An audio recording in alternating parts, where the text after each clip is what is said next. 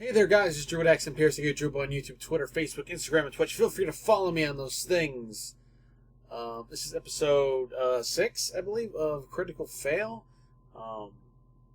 At last we left off, Axton, Stonebrew, and the gang were leaving Cragmore Castle in their horse-drawn cart with the body of Harbin Wester in the back. This is a fun episode for me. Our DM introduced a few new characters. I don't want to ruin anything because they're actually really, really nice. One could say one is a very, very special individual. I'll leave it at that. But this was a really fun episode for me. I'm sorry about the end footage. Apparently I lost a lot of the end footage, which is basically what happened was Axton kicked Darwin in the dick, then got shattered. I was hit with an arrow with a blunt tip in the butthole. Then we fought 3 ogres named Mork, Bork, and Dork, and saved some people. It was a very quick round of combat. It almost not worth putting in the video because Axton and surprisingly Eldon is a powerhouse with crossbows. We are forces to be reckoned with. But it was a fun episode for me. I hope you all enjoy. So let's see how that all plays out. You know that the leader of Stormbrook is a guy called King Aelin. That's what you'll know with your history. Cool. I probably know the same. Levi, with your history, you know the same, but I guess with the 21, a little bit more. You know that there was quite a lot of, you don't know the details, but you know there's quite a lot of almost like conspiracy around, or there's lots of mystery around this King Aelin. He sort of came out of nowhere sort of thing, and yeah, he's a bit of a mysterious character. Is what you've heard, that's the things you've heard about him, but you don't know much. You don't know really who he is. I'll assume he's bad because of my backstory. I don't trust people like that. Mm-hmm. Too much. But no, power. the as you're watching, the cart is just moving on. The soldiers just marching. It's going at quite a slow pace, but it's getting past you slowly. How many caravans? One. One. Is it like the closed one? No, what I'd say is that it's like half closed. It's got half the material and half the rest of it's open. So you've seen that in this open caravan there was a man sat there giving orders and sort of stuff like that. Mm-hmm. But no, does anyone else act as Levi is in the tree, sort of in the clearing of the trees, looking at what's going on? Does anyone else act? I prepare my heavy crossbow. Mm-hmm. That's it, and I just look at him, confused. Okay, cool. Yeah, you don't know what's going on. You've been told by Darwin, or forcefully told by Darwin with a slap to the head to stop moving, and you just see sort of Levi just sort of peering out. Levi, you don't really know where Levi is. He's sort of just disappeared. But you get the sense of that, stop, there's something going on, don't move. I'll go behind on the group, stealthily, but when I see them, I'll go out of stealth. Okay. So the enemies don't see me. I'll tell them what I saw. So yeah, let me give a 17. Okay. You're moving up behind them, and you're to my group. Oh, is that going back? To his group. Yeah, going back. Yeah, you're going back. Yeah, you go back. As you're going back, there's this sound of, again, just there's something in the trees. I told you there's something in the trees, sir. Fucking hell. And then you hear murmurs and sort of murmurings. But yeah, you can get back to the group. You get back to the group, and you can tell them whatever you want. I tell them what I think, and let's go back to hiding for a bit so they can go past us. And we'll see. Maybe we'll go behind them, kill them on their sleep. Did you know if they were good or bad people? I'm pretty much been killing goblins, which I equate to bad people. Because they've tried to kill us. Essentially, we kind of broke into their home and killed them because they tried to kill us for doing so. Well, they kidnapped someone. True, I have no guilt about this. From my perspective, the humans are probably bad, and it will be nice to kill them later. Why do you hate humans? But yeah, you hear, you're in the tree line. You're sort of saying this, and you just hear this loud. I know there's something in there. I know there's something in. And you sort of you don't hear anything come towards you, but you just hear these loud shoutings of like, come out, face us. We know you're there. What are you trying to do? From the information he gave me, can I do like a perception or history check? Give a history check. Will they attack Gary if he runs out of a bush? You don't know that. You don't know what would happen. Come on, okay, -1. let's try it. Okay. Gary runs out of a bush and it's just eating an acorn. Looks at the soldiers. Yeah, the Gary walks out, and I need to give 2 rolls actually. Okay. Before Gary goes out, I'm going to tell them, get ready for anything. I will give me just in case. Darwin, give me a deception with Gary, just because I know what you're trying to go for. Oh, Gary's bad at deception. Gary, a giant fucking squirrel, a dire squirrel. Gary like flies out, and well, not flying out. Oh, fly, but he's just walking out. Do you have a psychic link, or is it only you can talk to him? I can only talk to him. I don't have a psychic link. Okay, so you don't know what will go on. Okay, cool. Give me a deception with Guy.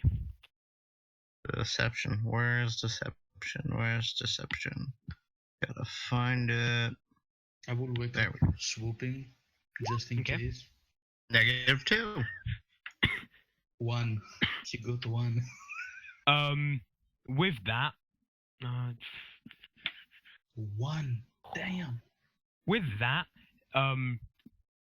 you don't know what goes on, but how do I play this? Because you don't know what's going on with Guy, but how do I narrate this? You would squeal if he's getting hurt. No, you don't hear something. You don't hear a squeal. You don't hear a squeal, but you do hear. You can give me perception to see if you hear anything, but you don't hear any squealing. Darwin, you don't get the sense that Gary's in trouble. Okay. I'm telling the group I'll go stealth, see what they want. If something bad happens, I'll just run back. Okay. Yeah, I don't think dire flying squirrels may be bigger than your average squirrel, but they're just neutral. They're actual just beasts, normal beasts in the world. Okay. So, Axton, I can now describe what's happening to you. Sorry about that. That's fine. No problem. A double. So speaking double. No, we can't. How about now? Good? Yeah, you're fine now. Yeah. Okay, you're good. Basically, what has happened is you're still in the tree line. You've heard about the soldiers. On their shields is a symbol of a black crown, and yeah, this is all you've heard. Darwin has sent Gary out, and that is basically what's happened. But you get the sense that the soldiers are. You think they know you're there, sort of thing. They're sort of you hear 1 or 2 voices being like, "I swear there's something in the trees," sort of thing. With the perception, Darwin, you don't really hear anything, except these loud shouts of, "I think there's something in the trees." Did I do? Can I see from where I'm at what race they are? You'd have to move up, and with that, Yeah, stealth. you'd have to stealth like up towards the tree line just to look out. I tell them get ready. I'll just go ask them what they want. Okay, you just need to give a stealth and a perception, Axton. Sure. You want me to roll it or you? I'll go stealthily and then. Yeah, He has a good. And go to talk. Oh shit, stealth. Okay, yeah. You. Good perception, but shit, still. Let's see if they. No. I'm still in the dark. You stumble out. Axton, yeah, you stumble. You're trying to look out of the trees and you accidentally like stumble out and like your eyes go wide and as you see like this large force. So what you see is 5 men with shields all sort of hunkered down, swords out, and then there's 5 archers behind them. But what you also see is this open top caravan sort of thing with a man sort of sat quite regally on like a seat. He has 2 men by the sides of him, and on the other side there are 5 more soldiers and 5 more archers going round to like form up with these other soldiers you've seen. And they're sort of pointing bows. So sort of pointing bows at you in sort of the formations. There's 5 soldiers and 5 archers behind them.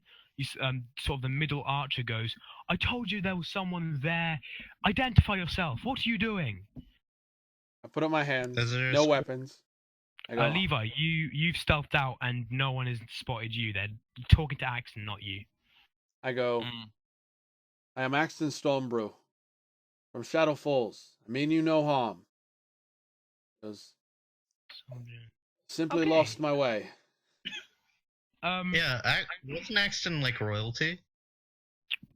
You don't know that. You don't know that. That is metagaming, but you don't know that. Sorry. The archer just goes, "I've never heard of you. Tell me what you're really doing here." And then you hear just, calm down. Just Axton. Where did you say you were from again? This man in the chair sort of stands up. He's like, Axton, what's your surname? What did you say where you're from? Axton Stormbrew. Prince Axton Stormbrew. With that he sort of cracks a smile and he just goes, royalty, eh? And he just sort of goes, "Don't recognize the name. I thought I did, but I don't recognize the name. But if you're royalty, And he just sort of strokes his chin. The archer, who seems quite uptight, after like this man has told her off, she sort of lowers her bow slightly, and you've just sort of got this stalemate. He's just going, okay, so come closer, so we can talk. I don't want hostilities, men. Stand down. I approach the cart. Levi, you're the only one who's seeing this. I'm seeing this. I bow without making eye contact, and I say, "And who do I have the pleasure of speaking with?" He as you bow and you get up, he then bows to you and gets up, and he goes, and he sort of smiles. He's like, "I am King Aelin. You can make a history check for me." Yeah, sure. Cool. King Aelin. I'm not good at history. I'm not. History. You've heard that name before. You swear you've heard that name before. You're pretty sure he is a king, but you're not sure where from. This is when one of the bodyguards is like the 2 bodyguards sort of standing next to him. And they're sort of looking at each other, and one of them's like coughs slightly, and the guy who says King Aelin sort of goes, "Bodyguards, don't be so uptight. I can say my name freely here. There's nothing. He's not being hostile. Stand down, men. Why are you so uptight these days?" After I bow to him, I go, "My lord, I've been traveling with a band of adventurers to rid this plane of an evil force." And he goes, "I don't travel alone. They are around." And he goes, "They mean you no harm as well. Can I come out of the woods eating like some sort of meat and then having the warg skull on my shoulder with the fur? Yeah, sure. Jack slings jerky. Just what's going on? Just the skull. He just sort of, as he like bites the jerky, sort of pulls the skull forwards, like showing it like flamboyantly. The archers, before sort of the soldiers and the archers sort of ready. They're like, there were more of you, and King Aelin's just like, he just sort of rolls his eyes and he's like, men, stand down. What have I told you? Come on. And he just sort of looks out, and as he sees you just sort of walking forwards eating jerky, he just starts laughing, and he sort of just doubles over in laughter as he sees this. Darwin walks out and he just falls. He just falls on his face. Make him roll for damage, please. Give me a D. Give me just a D20, and then I'll see if you take damage. As you're, give me a performance check. Actually, give me a performance check as you're doing a little, you're falling out. Well, technically, I'm just falling, but I love it. I just give me a performance. How well are you sort of showing this off? Who, me? Oh yeah, falling. Eldon, you can give me a performance if you would like. But... Fuck. I really want you to fail bad, Darwin, but no, I just want you to do like that thing through the mud where you're just like, you fall and you just skid a little bit, mouthful of mud. I just want it so bad. Darwin, no. Scene. You knowing what you're doing, you sort of stumble out and you pretend you've like hurt yourself, but you're totally fine. It's like a little comedic thing. Yeah, sort of comedically, like you've done that sort of thing where you have like a bit of mud and you sort of like run on it slightly on the spot, sort of like just like moving your legs around, just sort of like, and then you pretend to slip and like you roll over, you get up, you like do a little bow, and like the king just sort of turns around and just like clapping. He's like, bravo, and he sort of puts a hand on Axton's shoulders, like, you travel with some funny people. At this moment, I shit myself, go wide-eyed, and start backing into the woods. Those berries gave him the shit. Yeah, you just King A doesn't. The guy in front of you doesn't seem to notice that. As you know, he would because he's seen you. So yeah, you sort of run off, and King A sort of just looks around, just sort of he's constantly smiling. He just smiles again. The soldiers are just sort of, you can see they're just sort of looking at each other, sort of looking around, like they're nervous, they're on edge. Okay. Do any of them start laughing at my performance? One or two laugh. Give a slight snicker. My lord, we are traveling back to Phandelvar. We just are seeking safe passage. I was just wondering if we could just get about our way, if you don't mind. Of course. He sort of stands up and goes, of course. I didn't mean to get in your way. I just like to have company. You know. I mean, I like my. He sort of leans in and he whispers in your ear. He's like, I like my soldiers, but you know they can get boring sometimes. It's nice to have a fresh face, if you know what I mean. Oh, trust me. There's only so much you could get out of servants. Trust me. I know. He gives a laugh. He gives a snicker. I want to even though I'm doing that, as I look away from him, I roll my eyes, just like full loop, just. Whoa. Give me a acrobatics, isn't it? Yeah, you pull it off perfectly. You climb up, you throw your two daggers on the ground, and you jump on them, picking them up, sort of swishing under like a little turn as you finish. And you want to be noticed with this, right? Yeah, you sort of just appear from the trees, picking up these two daggers, putting them back in your holsters. Sorry, I'm late, my prince. He goes, that is Darwin, clothes are in tatters, so that is he would Levi. look like a servant. He's our rogue specialist, our professional sneak. King Aelin just sort of looks around, looks at Levi, and just this smiles on his face. He's like, "Oh, a rogue! they're always interesting people.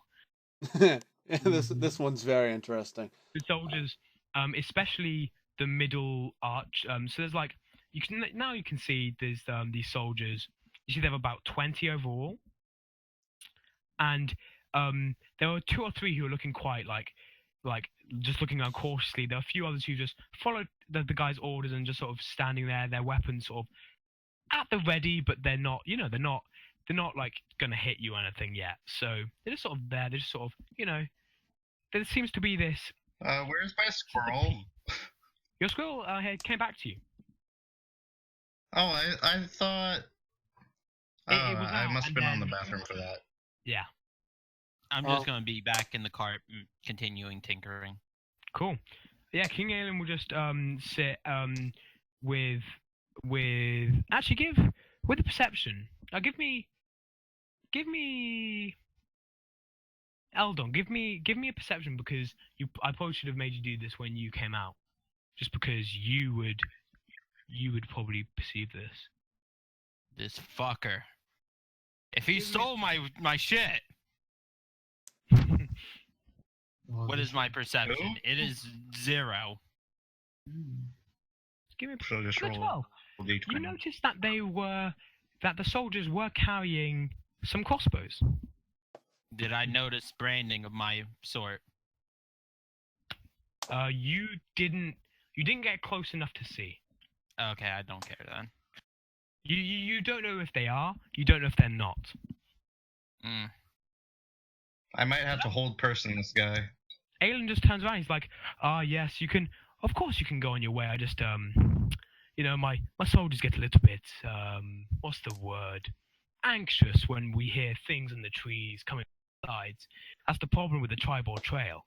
It's not always the safest road. Well, we killed well, my lord, a bunch of them. if I ever find myself in your capital city, I will be sure to make note and stop by with my band of merry men for more entertainment. Actually, would he? Stormbrook, yes. Yes, come anytime. It'd be good to see you. You can give a history check at that if you would like. Oh yeah, definitely. Now he said the word Stormbrook. He's sort of yes, it's Stormbrook. You can come anytime. It'd be good to. Okay, so you get this. Yeah, I would also hear this. Levi, you can do this as well. The people who are like out and like listening, you can give me these. Darwin, you know the most. Axton, you know that there is this place called Stormbrook. It's up north somewhere. Darwin, you know that it is. I don't have the map on me right now, but is right up north near these mountains. And you know that Stormbrook is quite. It's quite a new establishment. New city. It's quite prosperous. And yeah, it recently sort of has come to wealth due to this king who seems to be doing well for the people. And Levi, you've heard of this of Stormbrook. You've heard that it's sort of run by this king, but that's all you really know. Yeah, King is like, come on, man, let's continue. We need to make a tribal before at least soon. Let's make it as quick as possible. And his men start like getting up. He sort of looks at you, Levi. He's like, we are going towards Tribor, the city of Tribor. That is where this trail leads. Sort of smiles. Okay. Yes. Before I go, there was someone you should meet. You said you were heading towards Phandelvar, I remember, Axton. Yes. There is this man that I know very well. He's an interesting fellow. He's in Phandelvar right now. He's selling some wares, I believe. You should check out his you should find him. He's a very interesting man, and for adventurers like yourself, the things he sells are invaluable. What is his name? His name is Zulian. Zulian. Zulian, yep. I like that. My lord, thank you for your time and your information. No, thank you. No, thank you. He sort of says, "Come on, soldiers, come on, let's go, let's go." And you sort of hear the soldiers getting up and they're sort of moving on. He's like, "Oh, why don't you have smiles on your faces, men? Come on, the world's not ending yet, is it?" And he sort of just goes on. I would like to take a copper. Say, soldiers, look, a chicken. Throw Give it me- and dash away. Give me. It's not a deception, but it's like a Performance? performance. Yeah, give me a performance. Chicken? Performance charisma. Dash away. I'll see. Okay, yeah, okay, cool.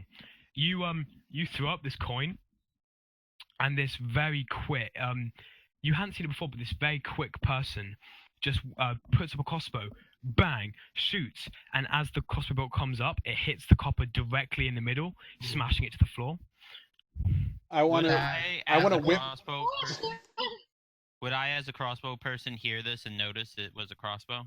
Yes, yes, you would have. Okay, now I'm gonna come out and double check their crossbow. Okay, give me a perception with advantage.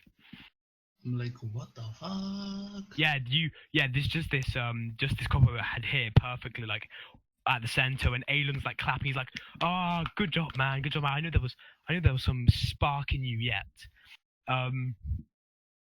Yeah, okay, Aldon, you look at these crossbows, and they're interesting.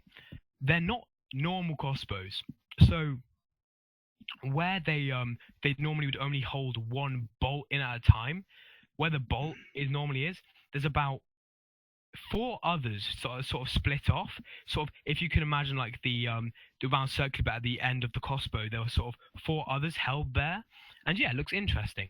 And as you had seen him shoot, as the crossbow bolt left, one of the ones from the side sort of snapped into the place in the middle. It looks very interesting, very mechanical, something you've never seen. Does this look before. like something my father would have built? No, it looks something almost like this is something you'd never seen before in the crossbow sort of like scene. There's something weird about it. You've never seen it before. I will roll a wisdom saving check against myself to run at that. Do I fail? No, you know that this, like, you've never seen one of these before. No. I'm saying my guy has 6 in wisdom, Okay. and he's a nut. With a 14, would he run at that soldier and try to examine the crossbow? Or would he contain himself? No, your love of crossbow, you would run towards that guy with the crossbow.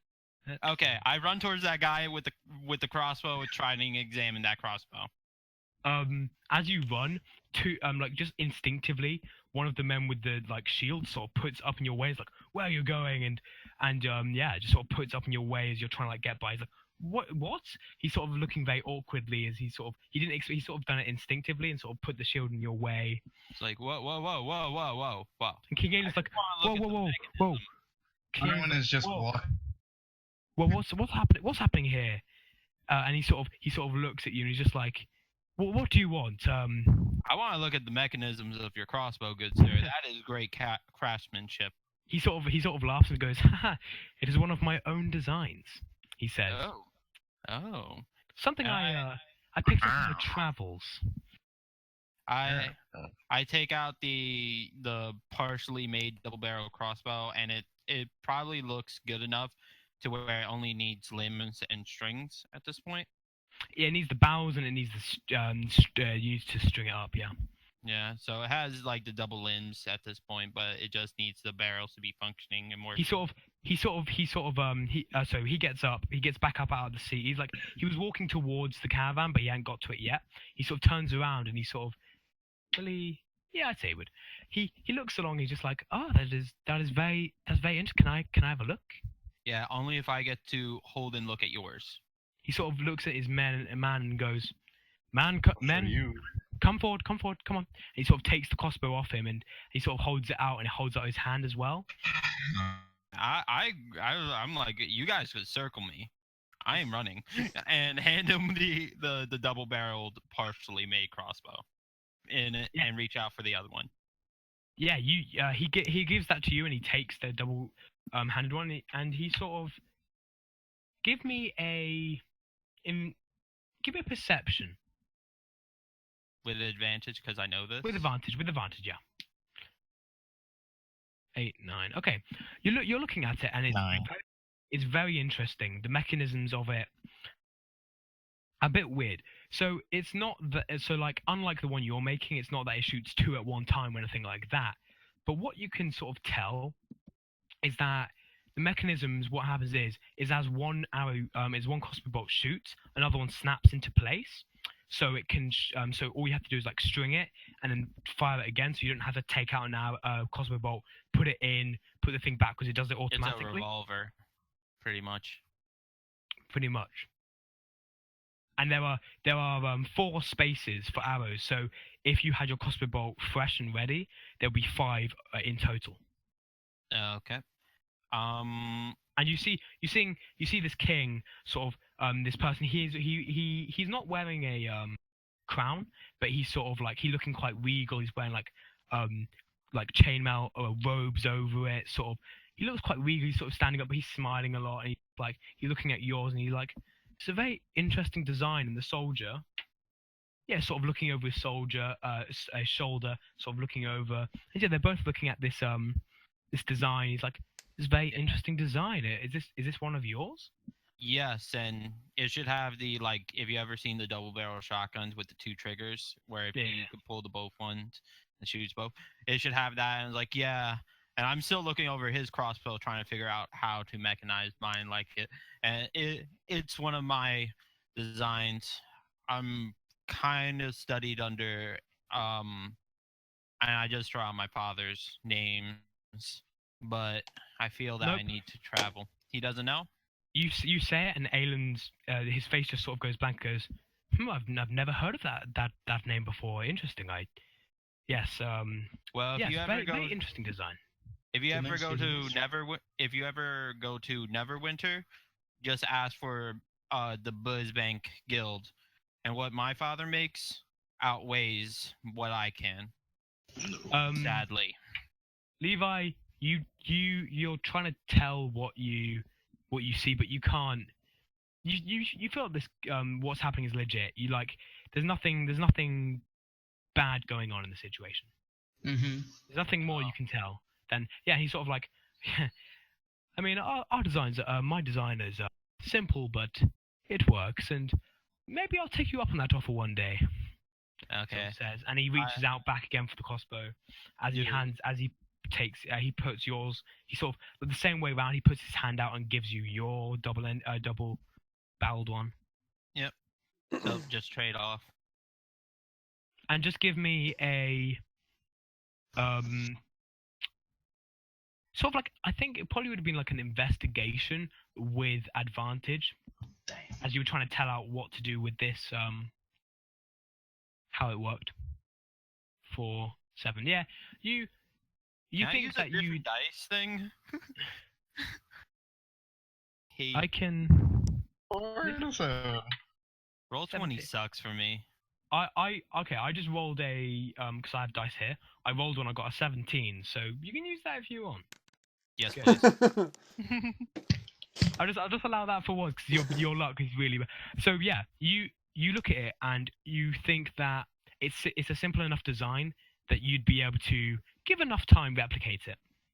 Okay, thank you. Cool. And if Aylan just sort of gets on this thing. Come on, man, let's go. We've had enough fun for 10 minutes. Let's go. We can't be late, sort of thing. And they're off on their way. I want to go. Well, now you guys know. So, and I walk back towards the cart. And I'm like, I just. Levi's the only one who listened to it. heard. I say, if they destroy Tribor, or Tribor City gets destroyed, we know who did it. Oh yeah. I'm running back to the cart, and I'm trying to now file a magazine slot for the crossbow. We go back in the cart, swooping and slipping. Yeah, it takes. Okay, so yeah, you travel along the tribal trail now. It's much better ground. It's much easier ground, and you arrive in Fandalen. It's getting quite late. It's I'm quite playing dark. around with my daggers. And remember, guys, oh yeah, you can make another tinkering check. You also have Gundren with you, who's in the back, the dwarf. How many hours? sleep I for don't this? care about the. Wow, you're good with these Or- tinkering. Yeah, Yeah. tinkering. So I made You- a magazine. Yay. You made a magazine for it, yeah. To get to Fandalen, it takes you about the rest of the day. So you're there about. It's not like it's about 8 o'clock sort of thing. It's getting late, but it isn't like so dark yet. You can say the sun is setting and things like that, but it's not totally dark. I need to take off my overcloak that I have on, and I want to put it over Harbin Wester so nobody sees that we have him dead in a cart. Oh yeah, that'll be good. You drape you try and like drape it over. Do I possibly have an idea of where Sildar's house is? I will take you to this again. Cool, to Fandalen. Cool. You are now here. You're not sure. Like, the place where you'd expect him to be is either in the inn or in the hall, in the townmaster's hall. Well, we gotta get into town first. So Yeah, so you as you're saying this, you sort of arriving along the trail, you sort of see the very similar place of Darlin, sort of like fires, like just it looks very nice. It's setting down for the night. There are people still walking around on the streets, sort of busying themselves. But it's getting darker, and people are trying to like get home now and things like that. do I see any commotion? Possibly someone who set up a temporary shop, like a kiosk, anywhere? Yes, you see a slight. Give me a perception for that, just because I just want to see how well you see. Everyone can make this if you like. Good with perception. I'm actually, no, sure. not. I'm fucking shit at perception. You're looking around and you're too busy trying to you're really worried about Harden Wester, and you're doing that sort of thing where you're looking at his body and looking out all the time and just being and you sort of realize halfway through as you're getting into the city that his face is still halfly not covered up, and you sort of just go whoop and then put the rest of your cloak over his face, and you're like, yep, better hide that one. Levi, you look in and you see that there is a slight commotion in near the town green over here. There are people sort of Darwin, you see this as well. There are people gathered about there. There's not loads, but there were quite a few people gathered sort of you don't know who they are, but you just see just a small amount of people gathered there. Is he solo? Who? The shopkeeper. You don't know. Zulian. Zulian, you do not know. Zulian. You cannot see him. All you can see is a commotion. Just people gathered. Can I see a pouch of gold anywhere on the people? What, in front of you? Yeah, anyone. Like a pouch on the sure. side. Give me another perception. Just a 25. Yeah, you see in front of you there is, and you recognize him. You recognize him to be the smithy. He's walking around. He's heading back to the smithy shop. So he's sort of going the opposite way to you. And you see on his belt there is a heavy sack of coins. Can I see if Levi is looking at the sack of coins? Because I know he's a greedy motherfucker. Give me. That's a bit metagamey, but. No, Insight? he's a thieving motherfucker. I know that for a fact. Give me a perception then, but it has to be stealth. Beat my stealth. No. Wouldn't it be sleight of hand or something? That's still the stealth wall, isn't it? I go 20 feet behind him and try to do mage hand and see that it doesn't work, and I'm like, okay. As you pull out the mage hand, his head snap backwards, and he is this? Are you trying to steal this now? I'm trying to do Mage Hand, and it doesn't work. So I'm like, okay, fuck it. Oh yeah, you go to cast this hand, and yeah, you have this sense of just you don't know what's happened, but it just doesn't work. You're like you sort of just play it off, but you're like there's something weird that's gone on. I want to walk up to Jackson because I know that's the name of the smithy, and I put my hand on his shoulder and I go, "Hey there, Jackson." He goes, "I'll be visiting you in the morrow. I got a few more things to for your militia." Ah, very good, very good. He's sort of saying. He sort of looks over and goes, "Ah, do you know what's going on down there then?" He sort of says. No, I've just got back into town. What seems to be going on here? Some sort of merchant. He has some very interesting things. I would like them for my militia. I'm gonna pay him more of a visit tomorrow morning. But yeah, he's got some interesting things on sale. Thank you very much. No problem. Levi, you can still try and steal this. It'd just be a sleight of hand. He's gonna pay us tomorrow when we give him all this stuff. You're gonna steal all his money. A nice pack of coins, and it's looking good. It's heavy. It's a heavy sack of coins. You know this smithy is loaded. I'm dead, man. You're dead. Axton, You rolled a 4. Axton, you're so close to Jackson, you can make a perception roll.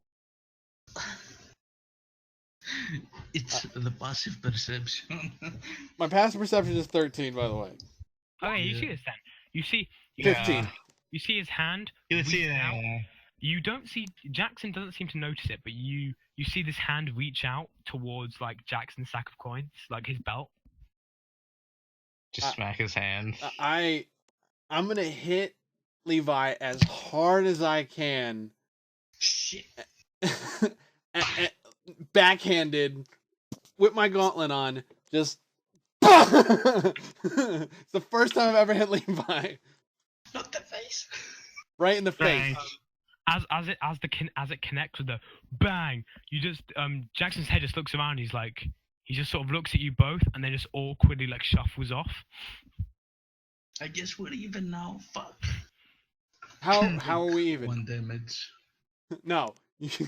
No. What's unarmed? 1d6 plus 1d2 plus my strength. Yeah. Go for it. How do I roll 1d2? I guess I'll roll 1d4 and have it. Attack first. and have it. Nah, just hit So me. 1 2 plus my strength, which is 3, so 5. So 4. Okay. It's 4. It's 1d4 divided by 2. All yeah, right, 1d4 so 4. would be 1 plus your 1. That hurts. He smacks it and it leaves this red mark on your hand where you're about to like take the sack of coins. It's like this quite painful red mark. I don't care what's going on. I grab Levi. I go, "You and me both need a drink," and I walk towards the Stony Hill Inn with Levi. Whether he comes with me or not is his choice. Yeah, you sort of. Are you actively dragging him? No, I have him by like the back of the shirt and I'm leading him. Yeah, let's okay. go. I'll follow. By this time, have I had the mind to get out of the cart and then see this crowd of people? Yeah, you would have. So you can give you would have. So you can as you sort of sit up, you realize that everyone's out of the cart and you're like, oh, I'm still tinkering. You sort of put it away, sort of make sure that everything's in the bag and sort of like all the tools are away nicely so you won't lose any. And yeah, you hear this. Darwin is just returning the horses. And like going to Alderleaf. No, where did you get them from in the end? You got them from Barthen's. the Barthen's. Yes, you did. Yep. Boston's position. You go into Barthen's provisions, and he sort of sat there, and he sort of looks up, and he's like, "Ah, the horses and the carriage. Have you got them back for me?" Oh yes. Ah, thank you. Yeah, Holy shit! He's gonna notice I have a owl bear's body and 4 wargs bodies in there. And there is Harbin Wester's body in there as well. We should take those out. Yeah, but Darwin said we should. Should I make a history check if I remember? Yes, but as you're saying this, Barthens is like just sort of just going up and going, like goes to the horse, like, did you do well, sort of thing, sort of patting the horses down. He's sort of making his way towards the carriage, sort of like, did you keep everything good? I hope there's no sort of I hope you didn't damage anything. He's sort of just like looking on the sides of the caravan, sort of making his way down. I just had to unload some stuff. I can help you, he says. Oh no, I'll be fine by myself. My voice comes into his head. Don't let him touch my owl bear. No, I'll be fine by myself. I got Gary to help me. He goes, he sort of looks around and he just sort of goes, okay, just make sure you leave the horses around the back in the stable, and you make sure you leave the caravan with that too, okay? I drive it to the stables, and I'm unloading the bodies. No, the bodies, the main bodies. We're keeping those Eldon. bodies. Eldon, you're with him. Eldon, I say you're with him because you've just sort of realized where you are, and you sort of poke your head out, and you just see Darwin sort of like leading it towards like these stables. What is Orsic? I know what a swooping is. You didn't see the body. Swooping is among the bodies, and he's still asleep. He's still asleep, just sort of snoring. He's got one hand over the owl bear and one hand like over Wester's dead body, sort of thing. Can I just use like also chocolate grasp, like a little joy buzzer? Okay, cool. Just poke him. Just give me like just a D20 on that. Damn. No, you sort of buzz him, and you just hear him like you think he's awake, and then he just snores again. Sort of he brings his other hand over and full on just full on bear hugs the owlbear. Damn. It's like, that's right, swooping. Protect the owl bear. Love the owl bear. No necrophilia, owl bear. Orsic is with we have to Axton and Levi. Yeah, where he is. Have to move these bodies. I will buy. Oh, are we going? Are me and Levi have to have a chat? So. And Orsic sort of is awkwardly behind you as he realizes what is happening, but he's heading towards the inn. And he's like, "Oh, do you have beds in this inn?" Yeah, sort of thing. He's sort of walking. He's sort of trying to walk quickly, realizing that there's quite an awkward situation happening between you two. And Question. He's like, "Yes." Did they clear the bandit manor? You don't. Do you know that they did? That they probably would have told you that the others did clear the Transcendor Manor, which had the red bands in it. Then why don't we just take that shit for ourselves? Live in the manor. Got a big hole in it, and there's a bunch of dead people still in there. Well, we have dead bodies, and I have to manufacture the bodies and shit. Well, then take the cart and bring it over to the fucking manor. But I'm not there, so I don't know that. So Darwin, give me a history check, Darwin. To see if I remember the body's still there. See if you remember. He doesn't. Yeah, that's a roll good, or it's recent history. I'll be really surprised.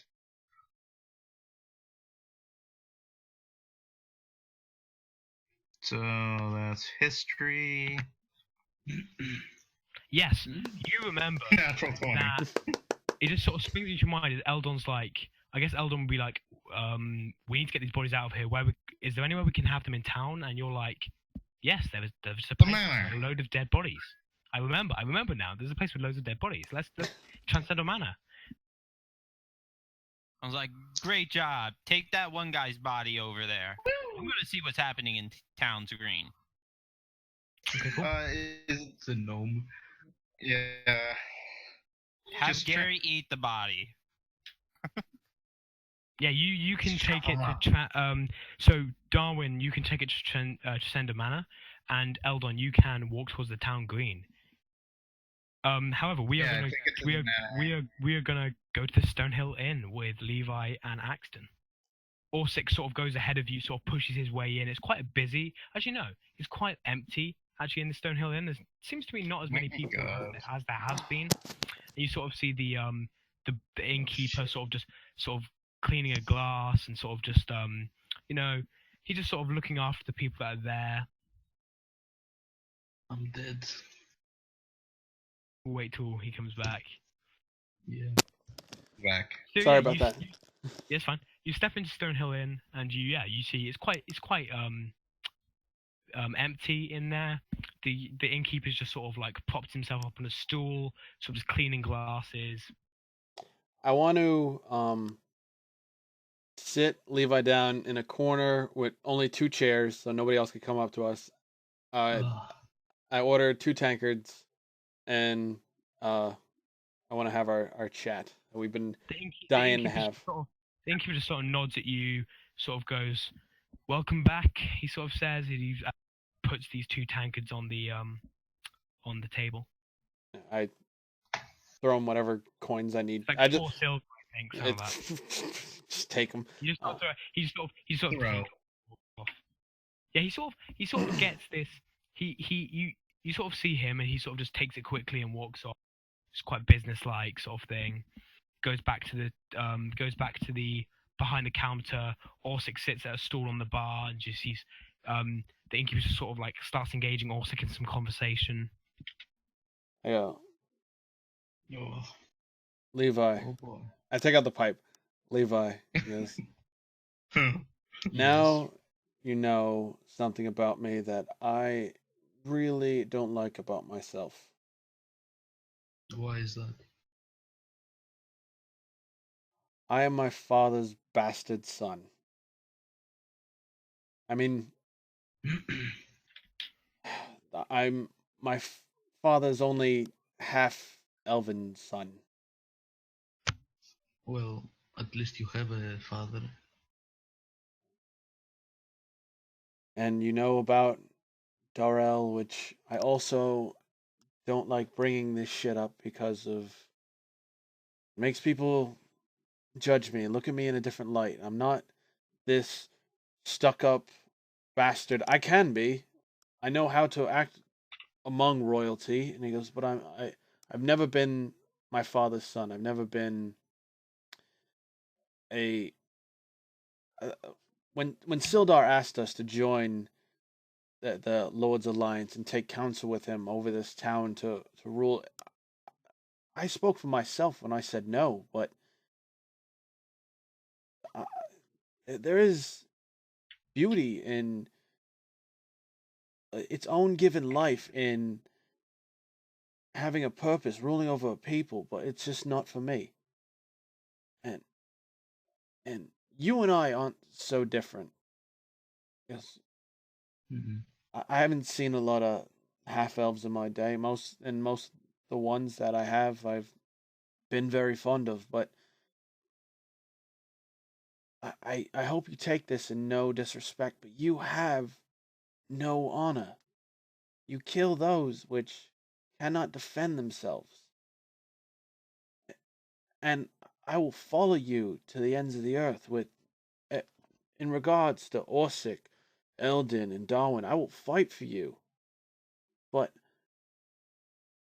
the life you live has the life you live is in the shadows in more ways than one, and you use that to your advantage. Well, which I say I don't do very well myself, but there's something special about you. I don't think anyone's ever told you that. Not really. And I take out the rapier from his bag, and I goes, and I put it on the table, and he goes, I'm paying you a kindness, and I hope, God knows I hope you'd pay me the same respect that I, with a newfound confidence, will try to pay you. Yeah. And I hope if times come to terms and we're in a worse way that you live and I die. Because you fight to live another day. I fight, die with a purpose. I get up, I grab my tankard, pipe in my mouth, and I walk away. You get an inspiration point for that because that was fleeky. That was amazing. Cool. That was really badass. That was really badass, and that was really cool. So you get like an inspiration point for that. I will start implementing that more.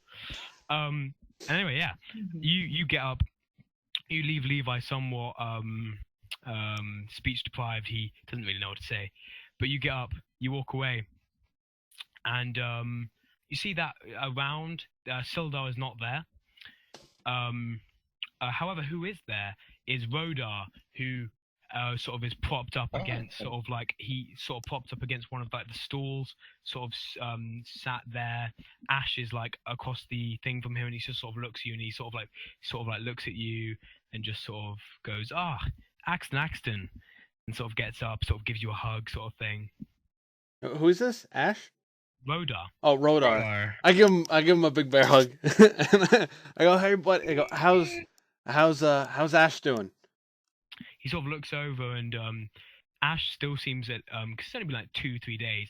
He still seems quite cut up and quite like hurt, but doesn't Ash he seems better than he was. Ash like having like healing? Can I walk up to Ash and put my hand on his shoulders? I go, you've seen better days. Take a big draw of the pipe and then cast Cure Wounds on him. Yeah, cool. Yeah. Where's Cure Wounds? Yeah, you put some life into me. He sort of just gasps slightly, and just like, thank you for that. He sort of says, and he sort of looks at his shoulder, sort of looking at some of the wounds he had as they sort of heal up. He goes, everything's been quiet here, Ash, Rhoda, I hope. Rhoda sort of just looks across and goes, yeah, nothing's really happened here. There has been some sort of merchant in town selling some interesting things. Sildar has seemingly got the people behind him, and there was to be some like they're going to elect some sort of mayor. There's like him and another person who are running for it. As West is gone and we don't know where he is. I don't think he'll come back. So Sildar is still in the town master's hall, I think. I want to go. Harbin Wester, he's not going to make it back. Ash just sort of looks across and sort of he looks at you and with a knowing look. Rodar's more like, what? what do you mean? Yeah, Rodar's not too bright. Rhoda, you know when your spirit leaves your body and your body doesn't do anything anymore, and you're just kind of like this. You know when you smash things and you make them into jam. Well, he like, sort of flexes his muscles and he's like, I think I know what you mean. I know what you mean. Harbin Wester equals smash jam. And he just sort of looks and he goes, oh, okay. And you see that Ash just sort of has like a little bit of like a grin on his face, and just sort of sat there, and he just sort of cracks a bit of a grin, and he's just like, never really liked him anyway. Yeah, he was all kind of a dick. I want to look back at Levi. I just want to see what he's doing. Yeah, you I'm can. just in the corner. Just in the corner. Orsic will probably join you. Orsic picks up his tankard, joins Levi, sort of sat there talking with him. Orsic has looked over and sort of seen the fact that Ash is there and sort of nodded across. And yeah, and now we will go to, as that sort of drawing to a close, we'll go to Eldon, and then we'll go to Darwin. Eldon, you head towards the town green. Okay. What do I see once I push my way through the crowd? Yeah, you don't need to do any checks because it's quite obvious. You push your way through the crowd, and you realize that most of the crowd are like children or teenagers or young adults. There's at the very front there's this makeshift stall. It's like a wooden stall that's been made. There's a really nice like white cloth on this stool, and there's a man behind it in like silk clothing.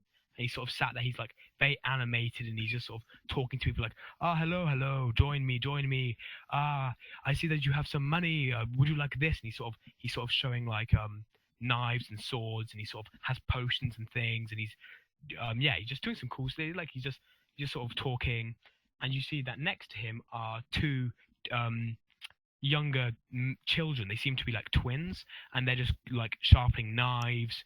One of them has like a bow in his hand, sort of just twiddling an arrow in his hand. And every now and again they help this guy. They like sort of he'll go and be like, Ulan, come here, show the man the knife. And he's sort of like showing sort of things like that. He's sort of just talking to people, keeping them entertained, sort of trying to sell his wares. Okay. Do I see what exactly he's selling? Do I notice anything? What you notice that most of the things that he has on his stall are just basic weapons and things. What is more interesting is that he like next to him there's like a bag, and out of the bag he's like pulling things out which are more interesting. There's like so let me give an example. Can I Arcana check that bag? Yes, you can. I think Arcana is one of the strong suits. One of my plus ones. It's a bag. You pull it out and you know it is a bag. But no, he's sort of entertaining the crowd. He's like, yes, come. He's like, this is, do you want swords? Do you want bows? Anyone with any more money? I could give you something more interesting than that. And he sort of like he pulls out one thing. He pulls out is, if I look to see what it is, he pulls out a couple of potions, and he's like, some potions. This one, and he sort of looks at one. It's sort of like green in color. He's like, this one will make you younger, and he sort of just chuckles to himself. What else does he? He will pull out a. He pulls out one thing. He pulls out a sword, and as it hovers, he sort of makes it hover. The sword sort of hovers in the air for a slight while, and he sort of every now and again he sort of slashes it towards the crowd, and the crowd sort of like jeer, and some of them sort of cry out as like the sword comes towards them. He wills it back to his hand, and it just comes back to him, and he puts it back in the bag, and everyone starts like clapping and things. He's like, yes, I have many more things like that. Okay. I'm gonna walk up to him and I'm gonna ask for magical weaponry or armor. He's as you walk forward, he's like, hello. What would you like? I have many things on sale. Magical armor. Magical armor. He pulls out one bit of armor. He pulls out is I need to find the description of it. Is he pulls out a piece of armor, which yes, he pulls out this piece of armor which is like purple in color, and he's like, this armor, if someone hits you, let's say in the neck or somewhere like somewhere which would normally kill you instantly, it won't kill you. It deflects the blows. They call it adamantine armor. I will give it to you for a small price of 500 gold. What other armor do you have? Other armor. Let me have. I mean, he just sort of looks at you and he's like, I have certain powers. I can make armor better with magic if needs be. I scratch my chest because I'm not that wise. I have no idea how he's gonna make more better with magic. Make more better, gooder. Make more gooder, good. I was like, I don't see that. He sort of just puts his head in his hands like, no, you do not need to be the cleverest person to understand it. Basically, what I can do is I can make a piece of armor make you more harder to hit, so you can move quicker or something like that. Nothing fancy, but it'll save you in a battle. Haste. Haste. You want something of haste, eh? Maybe boots of haste. He then let me.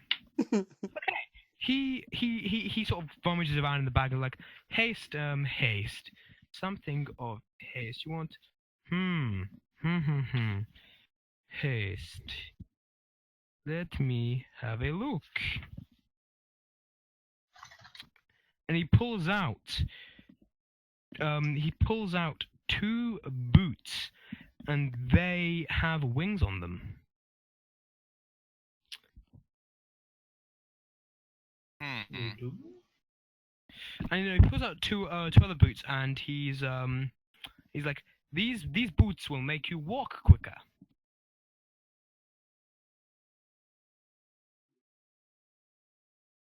Can you give me the name of both boots? Okay. One of the boots is called the Boots of Levitation, and the other one is the Boots of Speed. Can I Arcana check these 2 things? Yes, you can. By the way, DM metagaming it. I goes, I love this merchant. I'm just letting you know right now. Zulian, I love Zulian. Zulian, Gilmore. Zulian's glorious. Take everything. As he realizes that his that the people gathered have sort of like almost like trailing off now that he's talking to things. He sort of clicks his fingers. He goes Ulax, Ulan, come on, put on a show. And Ulax and Ulan. So one of his sons throws a knife, and it just whizzes in the air. And the other son, he pulls out a bow, and he just sort of lines up the shot, lets off the arrow, and it hits the hilt of the sword, making the hilt of the dagger, making them both just sort of fly out in the air and knock into the ground, and people start clapping and cheering. And he's like, yes, see, my sons, very good. He's like, good job. You're getting better at shooting, Ulax. Good job. What does my 1 do to me? 1, you look at the boots, and you're like, because of his like the amount of people that are around you, you're like, you get them mixed up, and you're like, I'm pretty sure that one of them, if you wear them for more than 2 minutes, there's a chance that they'll blow up or something. I'm pretty sure I heard a bard sing about it once. Something like that. I put them down. I'm like, nope. I start pushing my way through the crowd.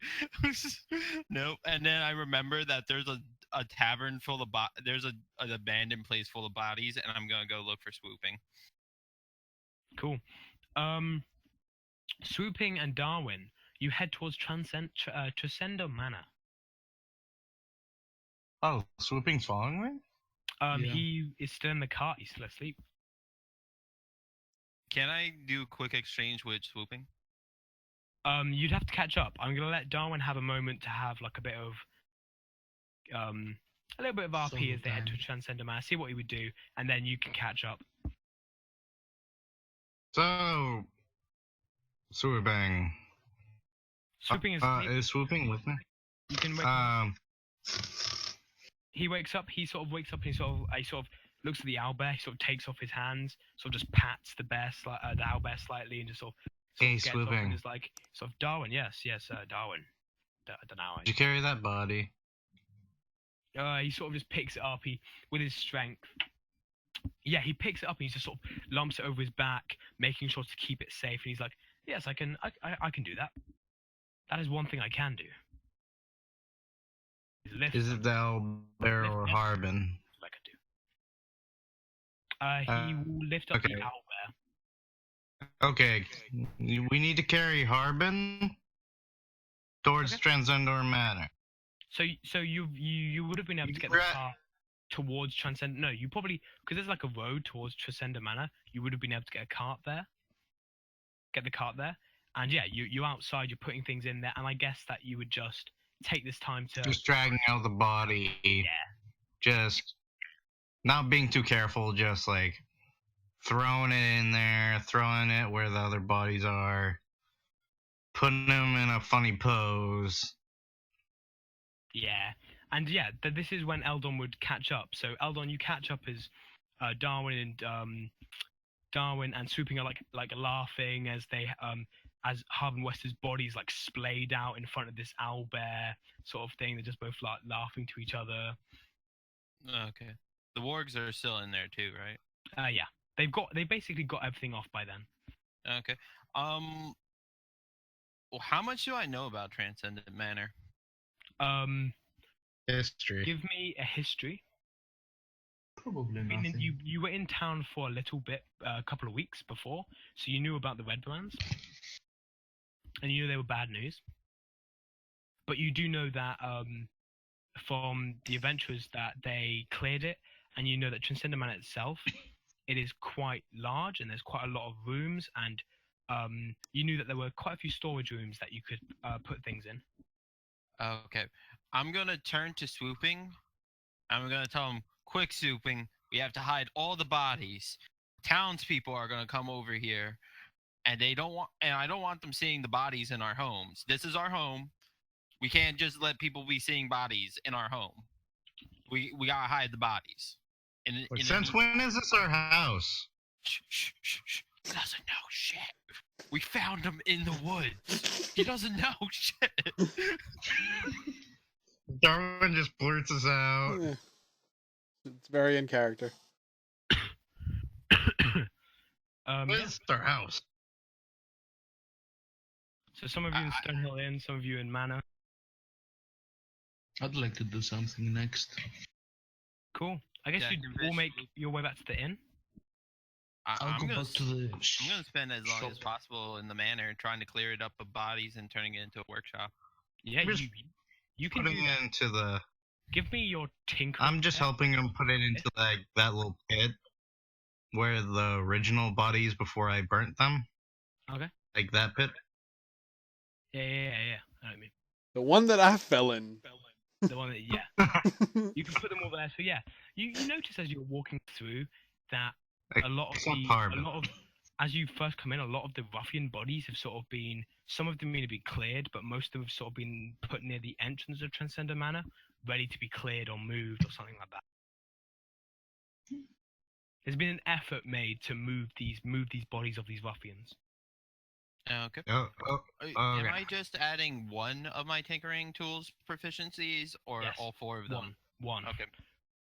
Just to see how well you sort of clear out this sort of, you're trying to make it into a workshop. Yep. Okay. Yeah, you look around and you find that there is one room in particular, and it looked like it used to be made to make potions, but a lot of it's been smashed up and stuff like that. However, you pretty sure you can make this into a workshop. It could be functional. Okay, I instruct Swooping to move my animals, the owlbear and the four ward. Yeah, he does that. He sort of puts them on tables and stuff inside. How are we gonna pay rent for this place? We're not. We're not. Cool. While I was here, before you guys came, this place was shit. No one liked the red bands. No one. Yeah, but it's getting better. Yes. Now they should give us this home. Because we cleaned it. Why? We killed the people in it. We cleaned it. And I have my owlbear in here. It's like a flag. Oh, well, you guys did that. And Yeah. I just want the workshop. Eldon wants the workshop. Mm-hmm. Cool. So, for those guys in the inn, you've been in the inn for a while. I guess you're all around one table now, and then you hear I'll go to the Gundren. shop later. Okay. Gundren comes in, and he's with Sildar, and they're both sort of they're sort of in conversation, and they're like talking quite deeply, and they see you, and they walk over, and they sit down, and Gundren's just like, thank you for saving me, adventurers. I've been talking to Sildar, and he's told me that you saved him as well. It's quite a feat, he says, and he's like, I need at least a day to rest and regather my thoughts, but in about, not tomorrow, but the day after, I should be ready to go with you to Wave Echo Cave. I would need your help to go there and, find my brothers and make sure that I can get this place running again and get this Forge of Spells working and make a good buck or two. Well, when did you lose your brothers? At a very similar time to when I went missing. I was supposed to meet them here, but they're not here, and Sildar says they haven't been spotted. I'm not sure what to do. Sildar looks over and goes, yes, it is worrying that they've gone missing. I'm just trying to make sure that the town stays together. Harbin West has gone missing. Not sure if he'll come back or not.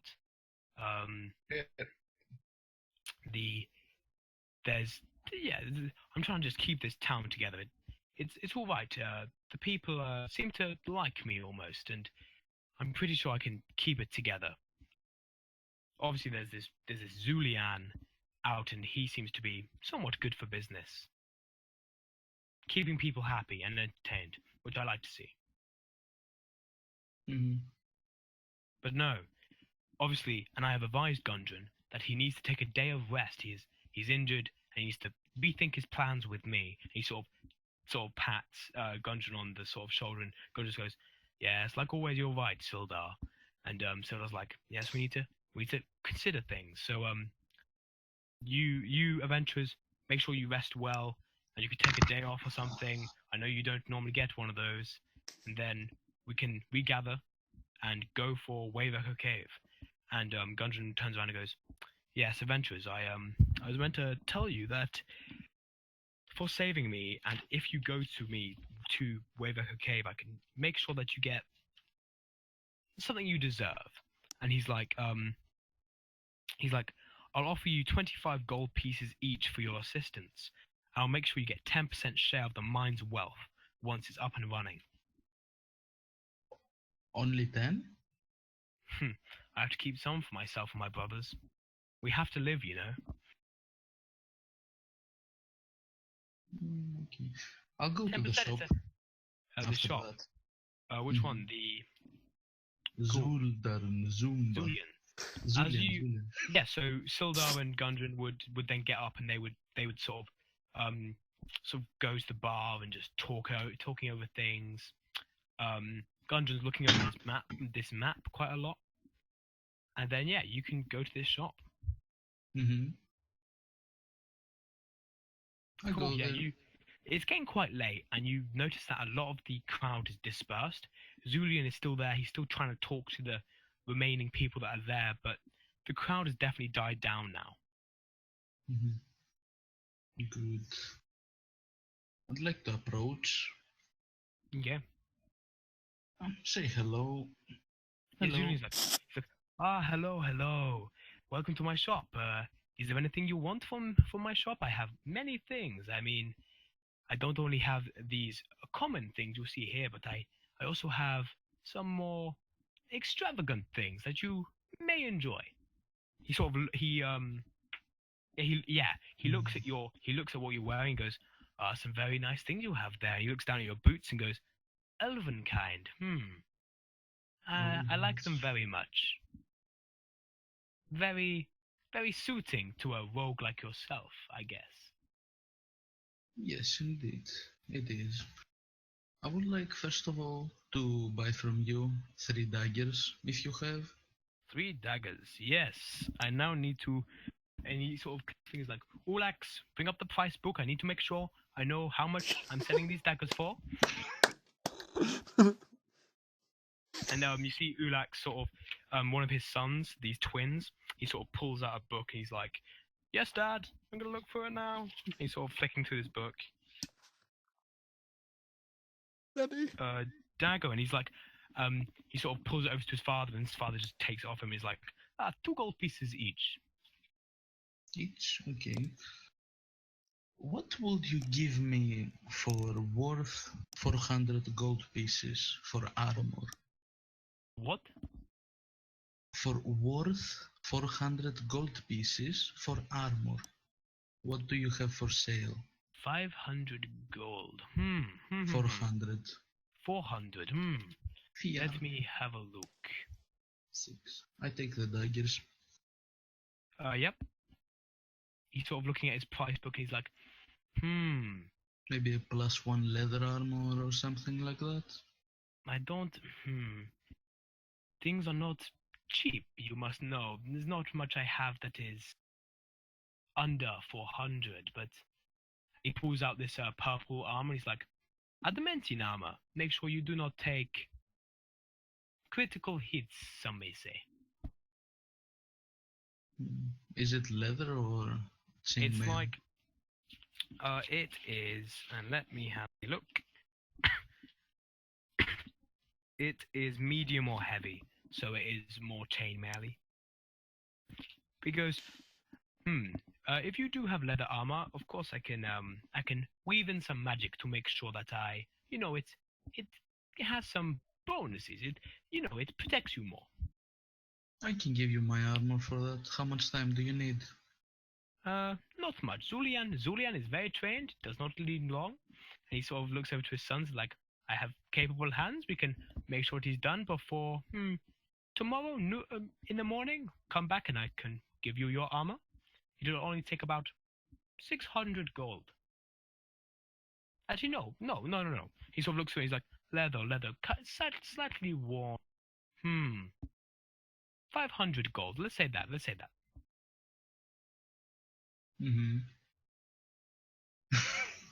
I'm He going sort of to holds out his hand and bargain. goes, he's sort of like, gold? If you give me the gold now, I can take your armor, I can weave in some magic, and you can have it by the morning. And you can live. You can make sure you do not die. I do not want my customers to die, do I now? He sort of chuckles to himself. Okay. Is he If I threatening win, I'll him? probably come No, again. he's not threatening him. What about, let's say I give you this gold statue elf. How much will you take off from the full price? Oh dear, how much was that? It was worth quite a bit, I think. It was 100 gold, but he doesn't know it. Let me give a roll. He looks at it and he goes, very valuable. I like it very much. He sort of puts it up. He sort of looks at it. He's sort of like, nothing magical here, but 120 gold maybe. Looks very good. I like it very much. It would go well in my collection. I'll give you this statue, 1 normal healing potion, and 280 gold for it. So what do you want for it, sorry? I'll give you 1 healing potion, this statue, and 280 gold. It's worth it. It's like 50 short. It's like 50 short. 50 short. Give me a persuasion. Son of a bitch. What is it? You're good at persuasion. You have advantage. No, I'm not. Oh. 7. He sort of looks at it. He sort of hears you say it and he's like, And he's still short. And he sort of allows his eyes like, I know a man who's looking for a better deal than he wants when I see one. Come on, you need to pay the full price. I do not take kindly for people underestimating my work. How Come on, about this owlbear feathers? Owlbear feathers. That would look good. I mean, I have a couple of people who would pay good price for them. Something like that, no. How much money will you take for 15 owlbears feathers? I really don't know how much. I don't know how much owlbear feathers. They're probably not worth that much. Very nice. Something like that, no. 15 gold overall. I mean, just feathers, aren't they? At the end of the day. Yeah, they're not gold, are they? Yeah, but it's a strong creature. nonetheless, there's obviously a story behind this, which is very interesting. I do like a good story to Zulian. Oh, yes.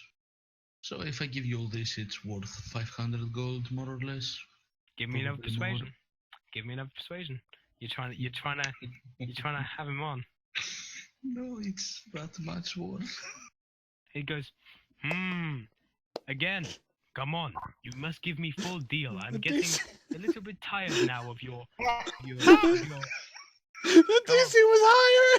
He rolled lower. Oh my god. He's like, I should have taken come on. charisma. Now, you're wasting my time now, Rogue. I know your types. I know your types, Rogue. You just want the best deal. And you do not care how much effort I put in. Zulian, you're very passionate about his work, and you're taking me for a fool. Just give him the damn full price. Do you know what? For your rudeness, 550 gold. You rude person.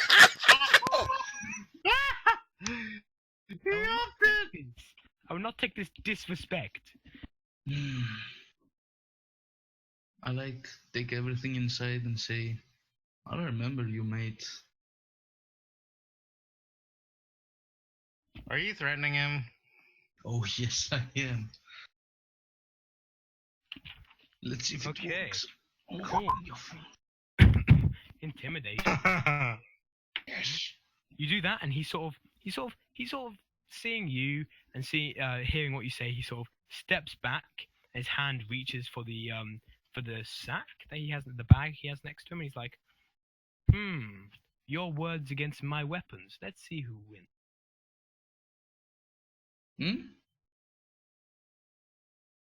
I will start walking away with facing forwards on him. Is there any militia walking by? What he'll then do, he pulls out a sword. Oh no. And then as he pulls out the sword, you see him like his lips move, and the sword just bursts into flame. He swings a couple times, then the flame goes out, and then he just puts it back. And he just claps his hands, and you see the stand start to sort of close. Like there are like two like wooden doors, and they close, and like shutters come down and things. And all you can hear is him being like, Rogue trying to take me for a fool. Who does he think I am? I'm Zulian. I'm a good work. Who does he think he is? He's a rogue, and I am known by many. You hear like ranting. Yeah. Watch yourself when you sleep, boy. You don't know who I am. And then Thug Life. Just da-da-da-da-da. He's a motherfucking D-O-double-G. Snoop Dogg! Levi! Levi Jenkins. Cool. So yeah, so would that be everything for that evening? It's quite late now. It's like, it's very late. We'll sleep probably. Cool. I'm going to bed. So right. So are all of you sleeping in the Stonehill Inn, or some of you sleep in the Transcendent Manor? At what point do I clean up all the bodies and set up putting the body somewhere? I'd say that you spent enough time on it to be able to sleep in there, because there were beds and stuff in there already. But you'd need to clear out more and get more things to make an actual workshop or whatever. I drag one mattress or whatever bed thing into into the workshop. I just sleep in one of the beds. Cool. And then I just sleep. Swooping also joins you. And everyone else is in there. And is he cuddling with me? Cool. He's probably cuddling with the owlbear again. Cool. So in the night, you're all sleeping. And then Axton, I would like you to make me a... Okay, no. Axton, you're sleeping. You're having a great time. You're sleeping. You're like, having a great time. You're dreaming of like, random things of your past and stuff like that.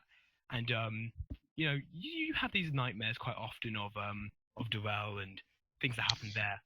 And as the nightmare's coming to like a climax, you wake up. And as you wake up, this dagger is at your throat. And you just hear, "Be quiet now. I'm going to ask some questions. You're going to answer, and I'm going to leave." Oh shit! It's Levi. I'm the tiefling boy. Whole horns just grow from Levi's head. There's this person in front of you just got a dagger to your throat. He's a human. You can see he has like a hood over, but you can see he has human features.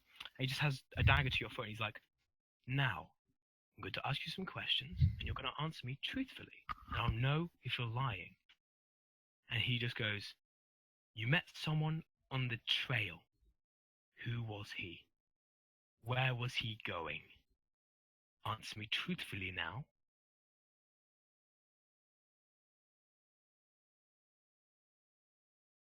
Don't respond. He will then he don't play games with me. I could take your life easily. You're only alive because I need something from you. I know you have friends, so maybe I should ask them instead. He sort of pushes the dagger in slightly. He's like, who was that man? Or should I call him a king that you met on the road? Are you just gonna tell him? Well, action fight. I would like to raid. I would like to read. I don't sleep in my armor, so I'm fucked. Alright. I met King Aelin on the road of the tribal trail. He was armed with many men. What are you getting from me? Where was he going? I don't know where he was going. You must know where he was going. He's a chatty man. He was going west. He stopped us, and we parted ways. How many men? A dozen or so. This is boy. He sort of still has a dagger towards you, but sort of see the other hand. He like almost like casts his hand, and another dagger just appears like out of wind, and he just sort of twirls around in his hand. He's like, Is it illusion? Telling the truth, and he like smashes against your forehead. So it doesn't, not for damage, but just for like the shock effect. He's like, are you telling me everything? You're the one with the questions. Don't play. You may play with questions. I can play with your life. Now, There's things I don't value. My life is one of them. Take it. It's yours.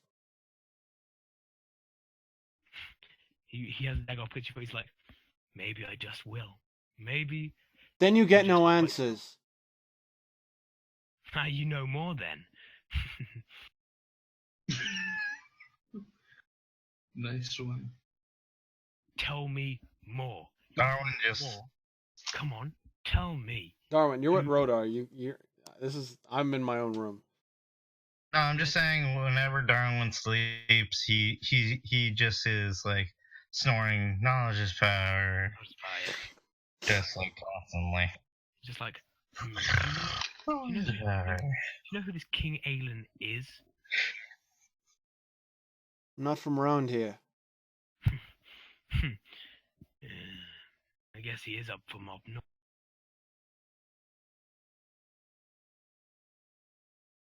I do not want to take your life. You're insignificant when it comes to larger game.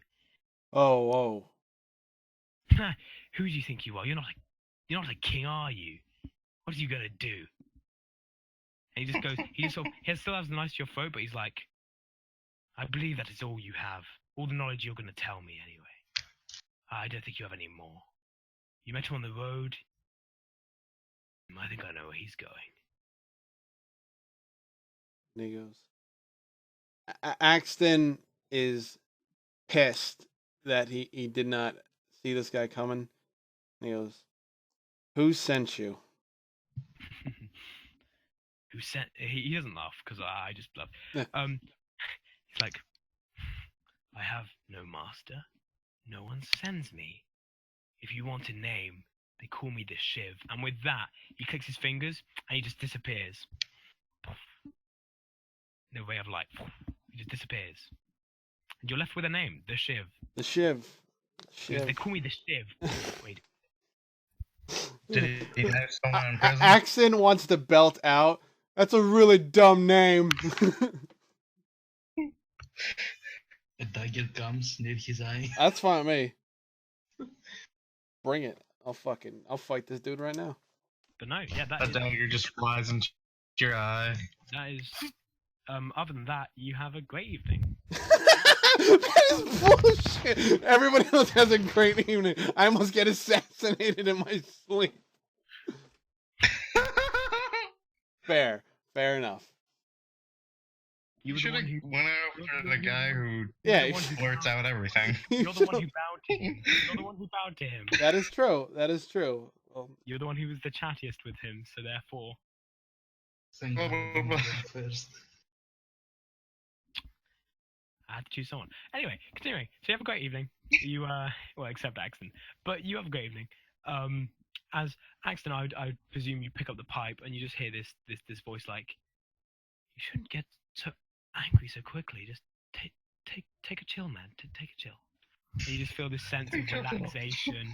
You feel a sense of relaxation, and he's like, and he senses you sort of like you're disapproving. He's like, they don't call me Euphoria for nothing, you know. can I scrape that fucker out and pack some of my old loose leaf tobacco in there and smoke that? You put some of the loose leaf in, but again, once you suck in the loose leaf, all you hear is just, not the best brand, I guess, but it'll work. This pipe is a dick. You feel much more relaxed for it, though. I am pissed all the time. Mark says I'm relaxed. I'm furious. All right. There's this conflict. Like you can feel it. Like you're angry, but you feel your body relaxing slightly. You just feel this voice in your head, just like you shouldn't be angry. Why are you so angry? Just sort of these constant like, questions. It just makes you more angry. So serious. I love it. Anyway, so yeah, you wake up in the morning. Some of you in Transcendent Manor, some of you in the Stonehill Inn, and yeah, it's just a normal morning. Nothing seems to be out of place. If you're in the inn, you go down, have breakfast. The innkeeper's there, his wife's there, the chatty barmaid's always there, chatting to you, having a great time. And yeah, you can have. What do you want to do? I want to take all the shit that we got from Cragmore Yes. Castle to the weapons. smith, and I would like to take Darwin with me to make You one. don't know where Darwin is. Oh, all right, that's fine. Oh yeah, look Darwin's in around the. me. Yeah, You Darwin's look around in the inn, and there's no you can't see Darwin. But as you're looking around, Rodar will stand up and go. Do you need someone to go with you?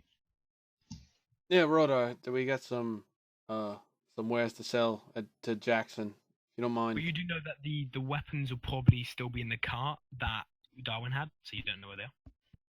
Right. All right. You have to find me. But you know that they. You can give me a history, just because, just the same check that Darwin would have had if you go along the same logic. The body. You can't. You don't know. You don't know where he might be. But Darwin and Eldron, you're in the Transcendent Manor, and Swooping is as well.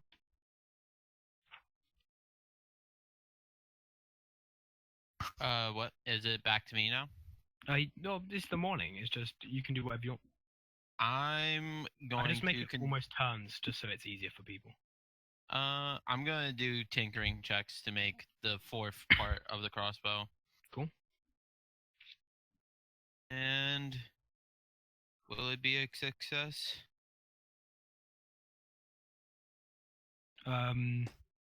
This is limbs. You make it partially, but it doesn't fit. Like you're making the second barrel, it doesn't fit properly, so you know that you're probably gonna later on have to reshape it because you thought you like you did so well in the first battle that in the second battle you just didn't spend as much time, and you know that you're like made a mistake, better go back to it, I better remake. I throw the broken one at one of the wargs. Like, this is your fault. It just smashes against his like dead face. Did I wake up swooping at all? Yeah, probably. He got a natural 1, so yeah, he just wakes with the start. He's like, and he sort of, as you know, he will stand up and he just smashes the warg. He's like, is he still alive? He's still alive. And he's just smashing this warg with his fists. Shit. I'm gonna -1 warg from my inventory of making stuff. Smashes the skull in of this warg. He's like, he's still alive, and he just sort of looks at his fist and he's just like, oh, it's dead. And he sort of flicks it off, and he sort of just goes. He looks at you and he's like, that warg oh, and hide him in the morning. bodies. Yeah, he's just smashing at it. Darwin, you're probably also wakened by this. Darwin sees this. Face bomb walks out. Idiots. You know that the others are probably in the Stonehill Inn.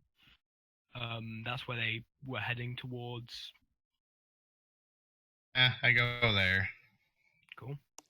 You head off to the Stonehill Inn, and that is where you will find Ash, Rodar, Levi, Axton, Orsic. Now, Darwin, Hey guys. you left with the. You didn't stay in the room last night. Where'd you sleep? Oh, I slept in Phandelvar Manor. The crypt, Or the tomb where we killed all those people, and I fell in the hole a bunch of times. yeah, he walks over to Axton and whispers into his ear. Yeah, that's where I hid the body of you know who. Give me a stealth check. He probably whispers it, so.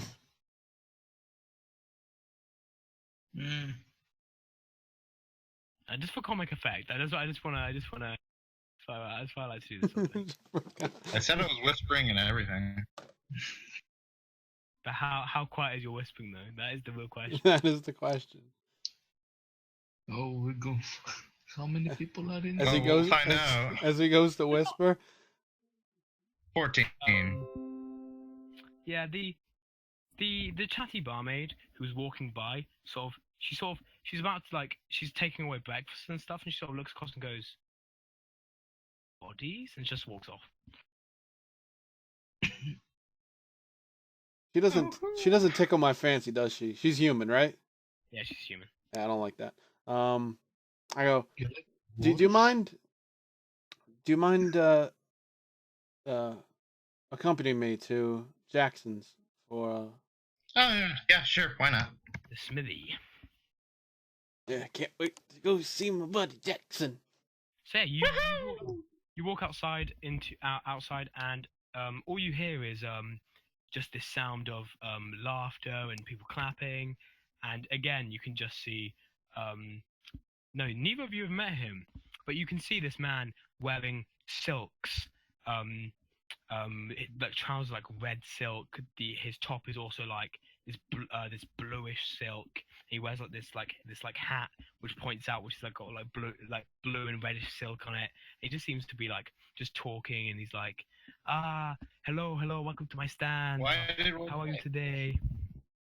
He's just talking to random people, and he's like, come on, Ulan, do it again, throw your knife. And he's like saying things, and he's like pulling out things out of the bag. He's like throwing things into the air, and he's like, and everyone's like clapping, and one of the things he throws into the air, like cut like this firework of like this dragon appears, and everyone's like some gasps, and like some women and some of the men just like go over like their children, like just holding them, and some of them like clapping and things like that. And yeah, it's just.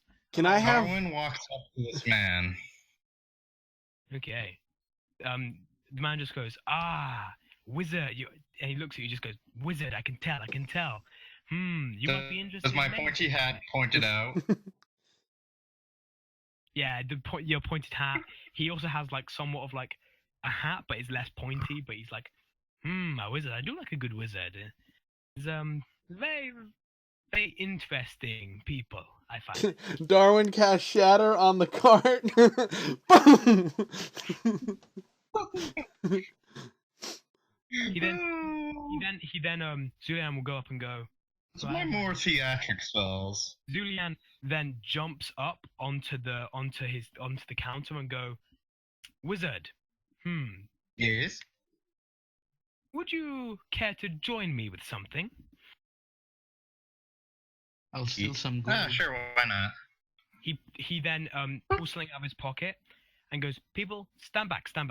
And he puts it on the floor, and this big like he sort of throws this wooden thing on the floor, and as it hits the floor, it sort of comes up mechanically, and it creates this like stage, this somewhat small stage, and he jumps on at one end and goes, Wizard, if you'll join me on the other. Okay. I'll steal pouches, no jokes. And as you get up, he will give you, he puts in your hand 3 dice, and he walks to the other end of the stage. And then he goes, okay, ladies and gentlemen, I have found a worthy contender.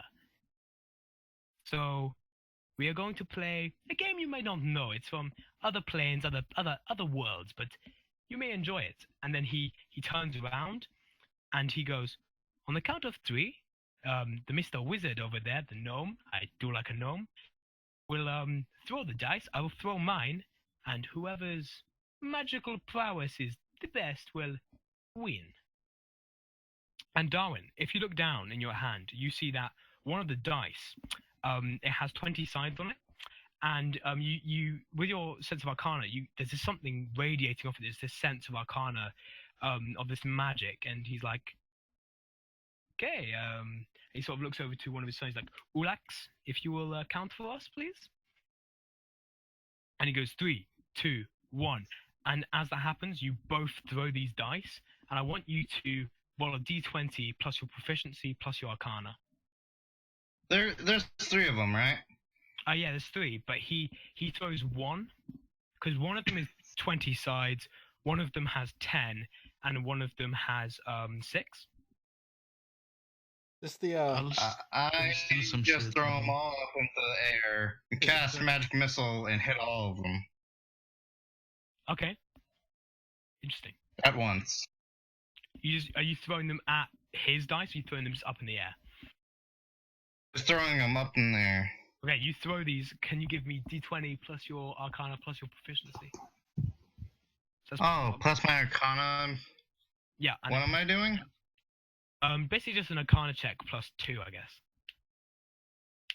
+2 plus 2. Plus 2. So it's like 7? Plus 7? No, because it's Yeah, arcana 18. has. So that's 18? It's Yeah, just 18. arcana. Plus 2, so 18? Oh, yeah, 16 or 18? 18. Okay. You throw these dice in the air. And they And- just explode? Yeah, what you see is that when you throw them in the air, they all sort of go out to a certain distance, then just explode. One of them in like a blue, one of them in red, and the other one more like a whitish color.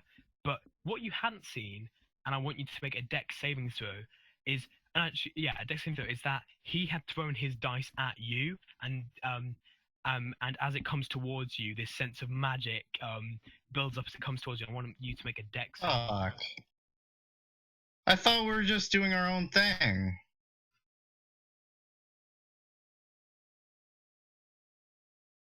I know what this is. I'm just keeping my mouth shut. Dex throw. As it comes by you, you just about get out the way as this blue explosion. I do a backflip. Yeah, you do like a backflip as it just explodes near your face, and you're able just to land it out of the way like a shock. And Julian's just like, he just laughs like, haha. Obviously, I underestimated you people. You don't know the type of games, but I will give the gnome another go. This time try and throw it at me, gnome. That is the point of this game. Oh, I didn't know this game, so I thought we were just supposed to hit the dice. He just laughs and goes, haha, it's not called a battle dice for nothing. And he hands you another, just one of like the 20-sided dice, and then walks back with and he goes, on 3 again, gnome? Okay. Okay. And Ulax is like, 3, 2, 1, and then again I want you to make an Arcana check. Yeah, I throw it at him this time, and do my magic missiles. Really don't need magic missiles. Level 1 Not spell. supposed to? Okay, so No. no. No, you're not supposed to know. His Okay. instructions were throw the dice at one another. They don't call it battle dice for nothing. Piss off the powerful wizard. 22. Oh, 22! 24. You both throw these dice, but as yours throws over, it hits the other dice, and the explosion just blows back. Zulian, knocking Zulian to the floor as your dice like just explodes with so much force that it knocks him back. He sort of stumbles. But he plays it off quite well. He rolls over and just sort of stands up, just sort of brushes off his thing, he sort of claps you and goes, there's a reason why I like wizards. They're powerful people. And he sort of bows to you quite lowly and then claps and Above goes, him. it just claps and it's like, I think we have shown the crowd enough for today. And he just sort of steps down, somewhat like he's stepping down like, we've had enough for today. Obviously, maybe next time I should, maybe not a wizard next time, he's saying as he's sort of like jumping off and things like that. I want to go. I'm glad you explained the game on the second time. No, I wanna- it's my time to shine. I want to go up to 'Cause I haven't Zulian, heard the- and I want to. He's still on this like stage. I want to go. Your kid's quite a good shot with that bow. And he goes, "How about I like games myself." And he goes, "How about we see who could hit the dagger first?" And I want to my hand crossbow against his son's short bow to hit the dagger. Zulian's just like, that's a very good idea. I like it very much. Come on, Ulan, up. And Ulan gets up, and he stands on one side where his dad stood on the stage, and he looks over to you and goes, "What is your name?" I am Axton Stormbrew, the best shot in all of Phandelvar. Axton, that's Don't very kid yourself. Don't kid yourself. That is very strong claims, Axton Stormbrew. And he just Eldon goes, is making another barrel and he breaks it, not knowing why. he just goes, okay. You can join the Meldon if you want. If you want to walk over, Darwin's gone. You realize, you sort. Here's my question. Yep. I'm poor. If I stay there, do I get to make another tinkering check, or am I? Yes, you would. Yes, you would. I'm gonna make that tinkering check. Okay. Give me the tinkering check, then I'll go back to. You create this barrel, and you create so well. You learn from your mistakes from last time, and from the time that you've been sort of spending it on this, you've sort of like some of the things like you've learned from the last crossbows you made, and you're like sharpening things up at certain points, you're tightening things, and you're like making sure they're perfect. You're like, I'm not gonna make the mistakes, and you think that this crossbow will be better than any other one you've ever made, sort of thing. Oh, sweet. As you're like, now, when you're making the barrel, you realize that there are some other like imperfections that you just sort of you've got rid of and you've like corrected and things like that. so I have the completed thing now. Not yet. You still need to string it, Yeah, that's true. but it's basically complete, nearly. Yeah, okay. Darwin has now joined the crowd and is watching Axton perform. Yeah, Darwin, you slip into the crowd. I guess that Levi and all that, you probably I'm would have gone out to see still, what's yeah. happening. Yeah. I'm up from the start. Yeah, I did very well. You did do really well. And Stealth mode. You Look around. look around, and yeah, you see that I can do multiple. that actually on like the things that have been left, like some of the simple weapons and stuff, have been left. However, there is like a chest that there's the bag is not there anymore, but there's like a chest. But you see that you haven't been spotted yet. However, Axton, Zulian goes, okay, stand on that side of the stage. And he sort of points over to where Darwin was stood previously. I take out Darrell's hand crossbow. I show it to him real quick. And I go, on your go. He sort of brings up his other son voice, Ulax, ready your daggers. And Ulax sort of pulls out a dagger, sort of looks up to the sky, and Zulian's like, okay, on the count of 3, I want your hand crossbow versus my son's short bow. I would wish you good luck, but family honor and all that. And he just goes 3, 2, 1, and I want you to make a hit with your bow. All right. Natural 1. Whoa. 21, and I'm burning a superiority die to hit. So 1d8. Cool. Because I want to make sure So that roll the 1d8. Roll me damage. I was about to say roll me damage. 25. This kid, so the kid that stood up throws this dagger. It flings in the air. When he had thrown the dagger, it almost goes off course, sort of the wind blowing it off. But you see this happen, and you sort of correct yourself. You shoot, and it hits directly on, like, some daggers have like or knives have like circular bits at the bottom where you can like put like string or whatever. You hit through that, like the circular bit, and just sort of the bottom of the bolt gets caught in it, and expertly the dagger just sort of flings out the air as you hit it with your crossbow. Can I catch it while it's falling? Give me a performance. Performance, acrobatics, athletics. Give me athletics actually. Athletics, I like that. The other kids, I'm just gonna roll against that. Okay, yeah, you easily catch this thing as it falls from the sky. You just catch in your hand. The other kid's shot had gone very wide, just missing it totally. I go, family order's good. Training is sometimes better, and I throw the dagger to the kid, not to Andrew the kid, just to the kid. Okay, and the kid catches it. Zulian's like, good work. And he's just sort of like just clapping and just sort of getting the crowd riled up. And he's like, quite a competitor you look like. Why don't I give it a go? And he goes to his and he goes, you versus my son again, but this time I'll throw the daggers. I like how our group is doing way better than them. Can I do the chest now? He goes, yeah. You look at the chest, and yeah, you can. 26. Yeah, you go towards the chest, and you would need to make a sleight of hand. Isn't it locked? It is locked. You try it. It's thieves' locked. tools? So, sleight of hand and thieves' tools. Thieves' tools. I can do both. 16. 16. You go to look it, but this is not a lock you've ever seen before. Is there something magical to this? If magical it's not, I'll leave it alone.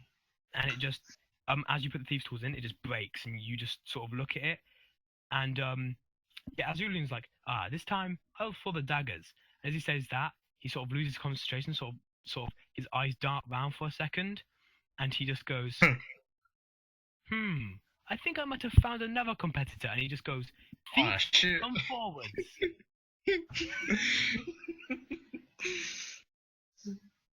Rogue, I know it's not a gun. I'm like, there it is. Here's my dagger. He goes, no.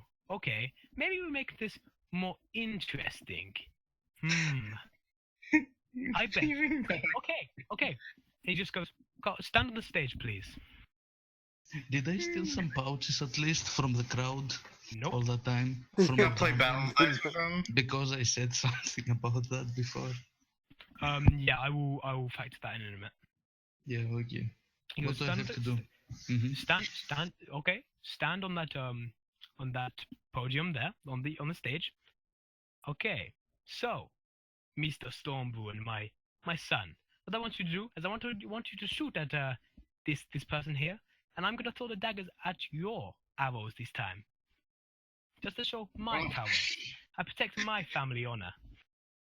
You're gonna shoot Levi. You're going to shoot. You're going to dagger my arrow before it hits my friend. I sure am. I would like to put myself on the line and swap positions with my friend over here. Give me a I persuasion. good at that. I think How much persuasion do you have? persuasion. Persuasion, yeah. I'm not good at that. Well, that's pretty nice. He just looks across and he goes, No. You've shown yourself to be somewhat respectable.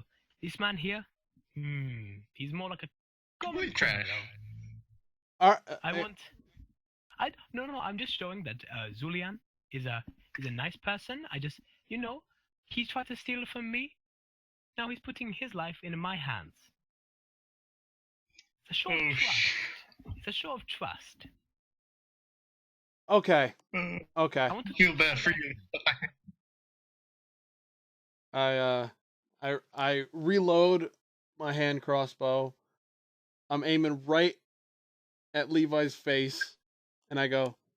He goes. Levi hasn't done you any wrong. He goes. There's nothing to worry about, Levi. I didn't see any of this. Mm-hmm. Levi's been very stealthy. I don't know anything about it. Let me look at something.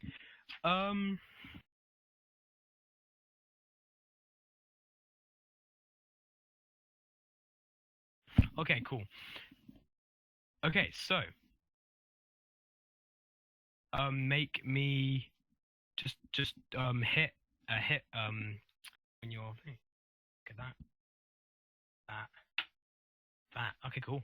Oh shit. So the kid Ulax lets his shot go and it goes wide, just Levi missing you totally.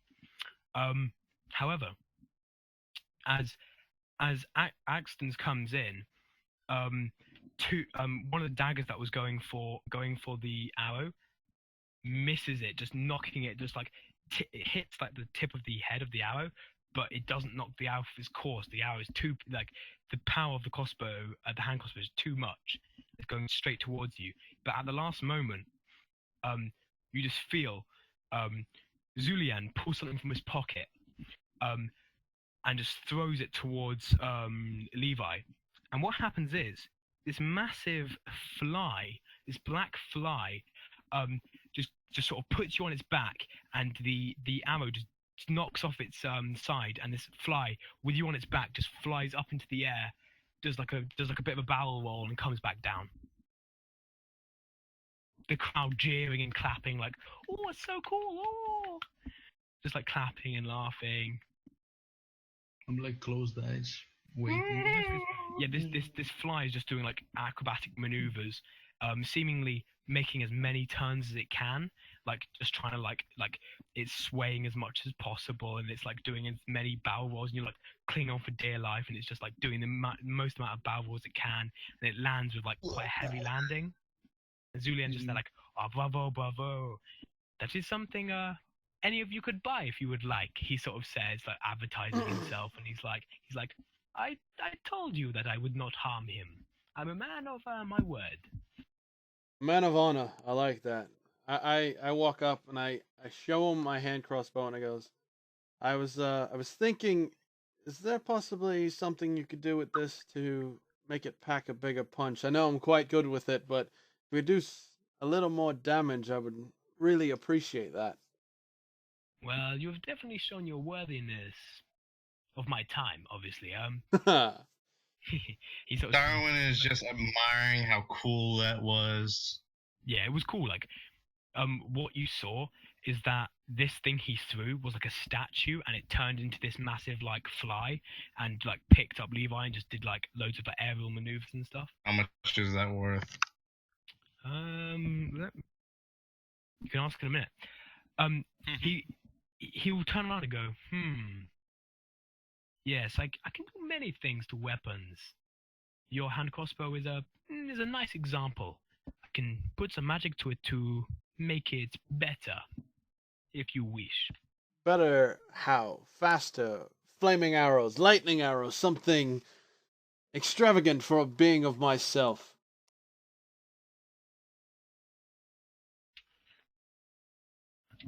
Let me have a...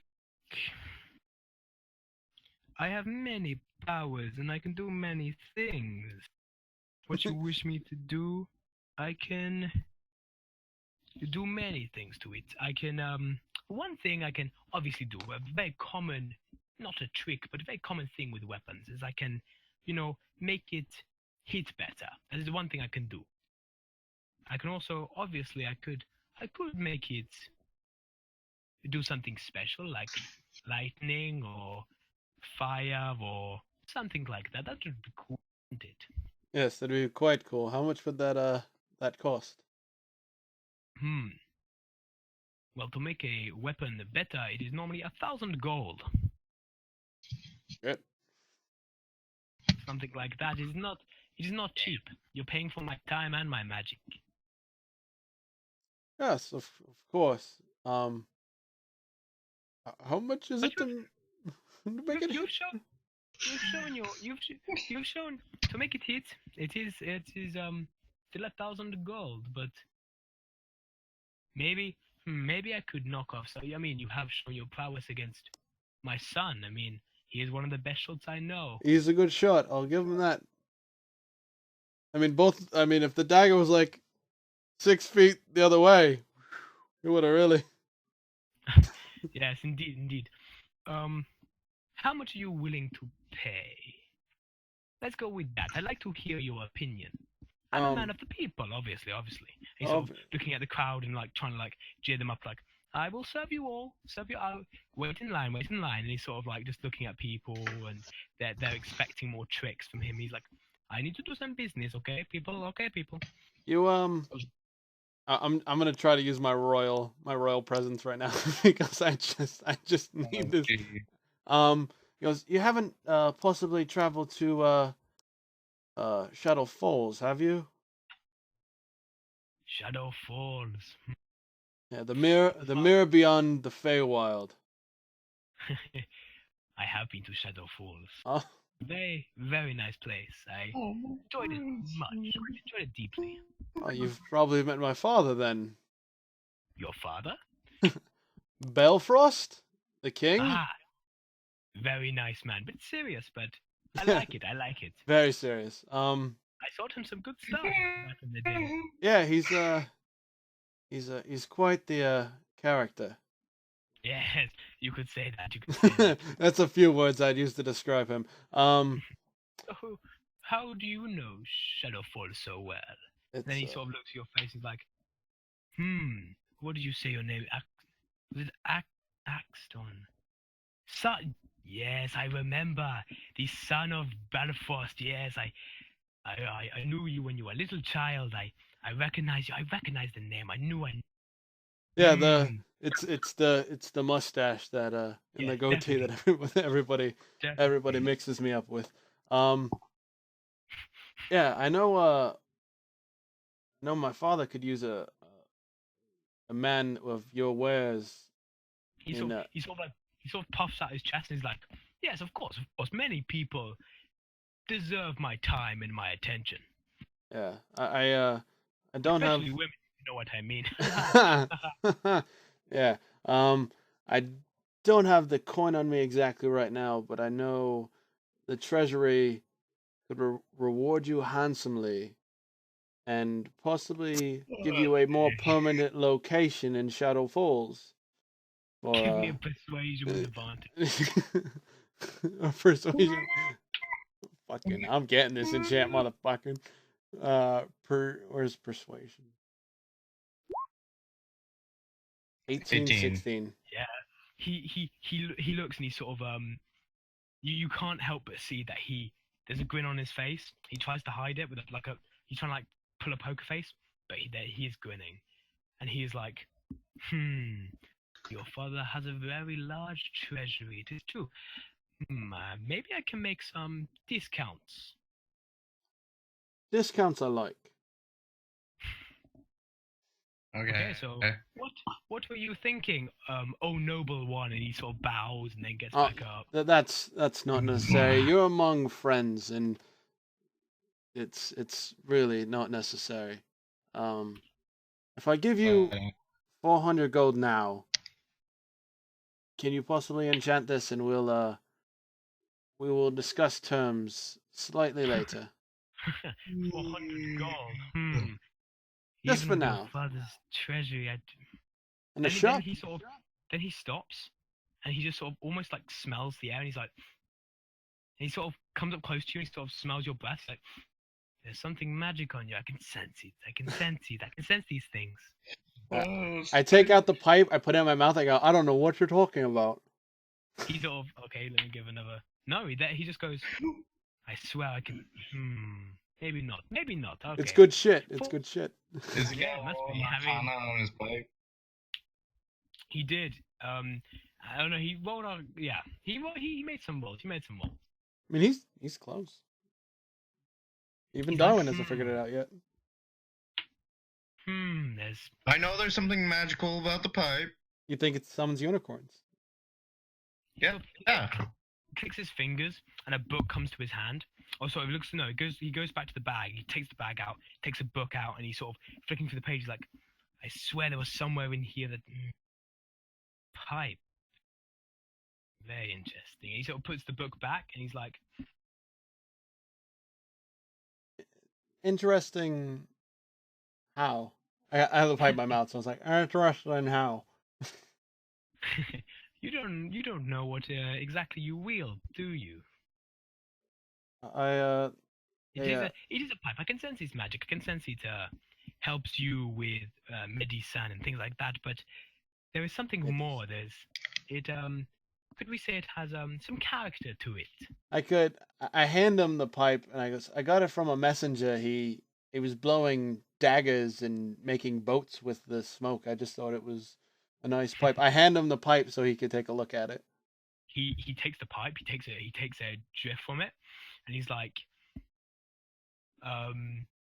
here's a drift from it, and he's just like, he sort of laughs at something, and he just hands it back to you. Goes, very funny person, very funny indeed. So what do you say now that he's high? I go, so what do you now that he say 400 gold, and he goes, you make my arrows, pack a bigger punch, shoot some lightning, something out of there like that, and I'll send a message to my father saying we need to start breaking ground for a shop. That is very persuading indeed. How much gold did you say you have again for me? For Zulian? For Zulian? For Zulian, my friend, I have 400 gold pieces.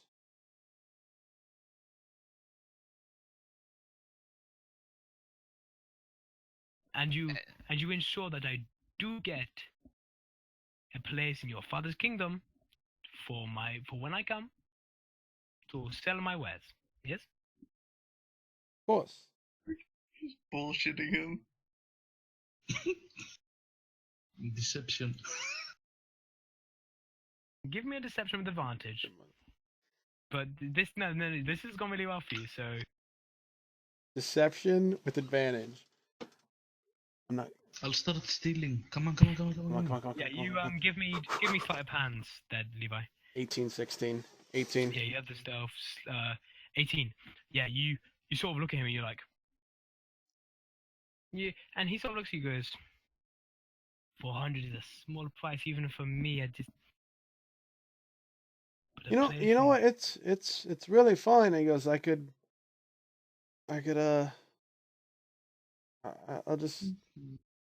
I could just walk. It's fine with me. No. Go. Give me your hand, come on. Give me your hand, Cosmo. Give it here. Give it to Julian. Come on. I go to give it to him, and I pull it back a little bit, and I go, "This means more than life to me. If this thing is damaged, I will be very upset." I'm sure. I will keep good care of it. Julian keeps good care of his things. I hand him my crossbow, and I wince a tiny bit after it leaves my hands. He takes it, and he goes, "Okay, so, we're working for a couple of hours, and then you can have it back." Fantastic. What? He sort of ushers you over in private, away from the crowd, and he's like, "What would you like it to do exactly? I can do many things, but you have an idea of what you wanted to." Is it possible that I could attune it to my quiver to make it reload arrows automatically or shoot fire? One or the other.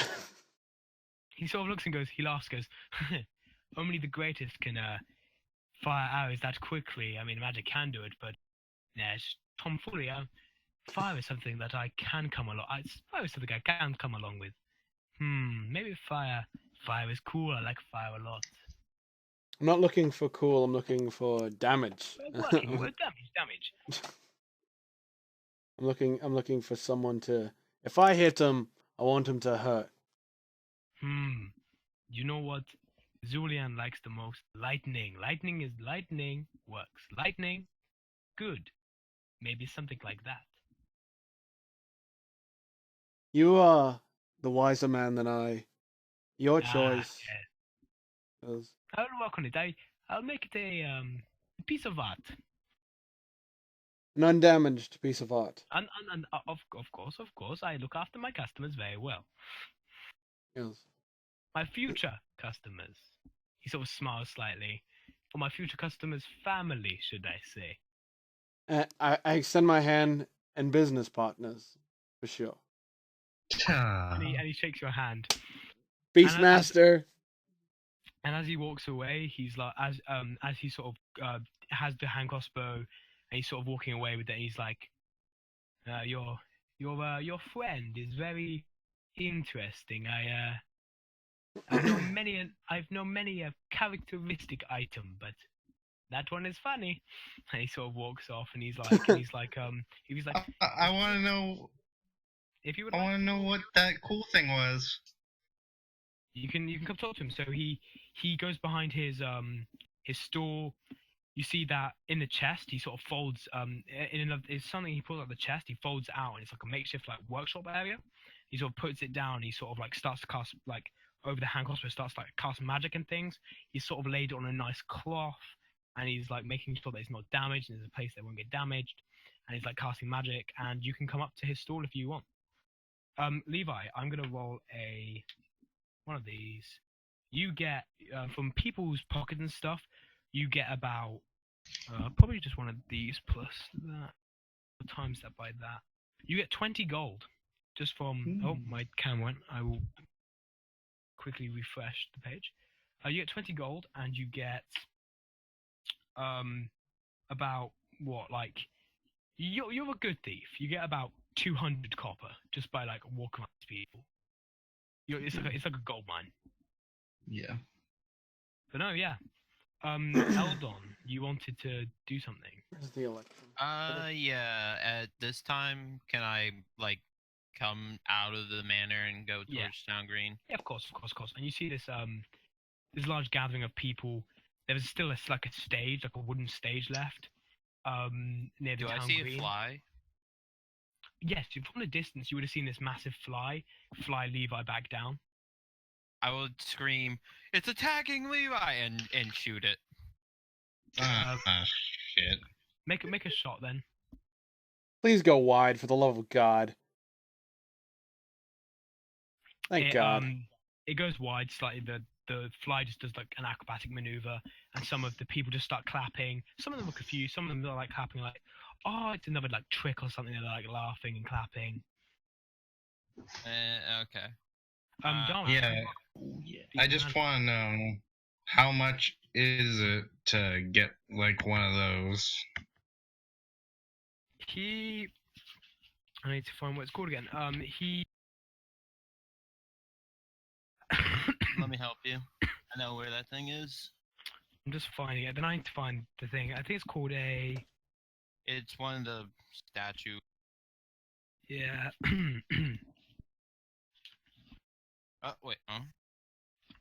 And they're cool things. Oh yeah, I found them. Yeah, I know what they're called. I will find out on this page because I have a page open of prices of things. By the way, I love this DM. Yeah, Just this was saying. a little thing I was like, because you've done a lot of battling recently. I was like, I want to do something cool. Break it up. Yeah, role playing is better, to be honest. After we finish this campaign, do some custom campaigns with role playing. I don't know how much it would. It's Holy shit, I am broke. considered. You have to consider what type of. Hmm? It was rare, so it's. Sorry. So yeah, you go up to him and he's like, "What can I do for you?" No. What was that thing you did out there, and how much does it cost? He sort of the fly's still up and it sort of reduces in size and goes back to like his shoulder and sort of sits figurine as it sort of shrinks and shrinks. And he goes, a figurine. Yes, these things are very, very interesting. Very rare as well. You have to take that into mind. Aw, Obviously, that means it's expensive. it does. It sure does, my friend. Darwin, you have a wheelbarrow. Remember that. Yeah, but I don't have the money. He looks around and how much would it be? It'd be like, yeah, it'd be something like that.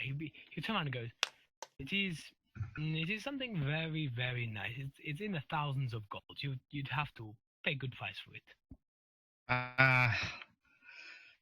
As most wizards are not that financially successful.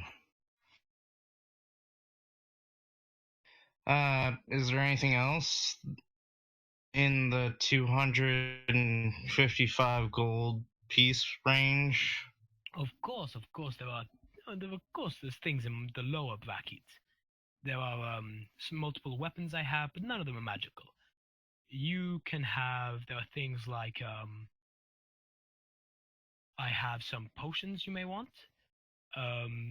There is some. You can have some healing potions. How much is one of them? 50 gold each, 50? or for just a normal healing potion. A greater healing potion is 150. So it's 50 for one, so I just buy one. He's looking through his potions and he pulls up one thing and just sort of goes, yes, this looks interesting. And in it, what you see is that the potion is orange and it flickers. Smoke fills the top of the container and wafts out whenever it is opened. And the guy, he'll look at you and goes, 150 gold. And you can have this, a potion of fire breath. Yes. I shut up and take my money. He'll take the money. He'll give you this. Did you this just meme the potion of fire shopkeeper? breath. Yes. Yes, yes, very interesting things, very fun as well. Have I got back there yet? I like this guy, so I'm just gonna like show him my glass staff with the rune in it. Yeah, you show him the rune, and he looks at the staff and he goes, I made the rune myself.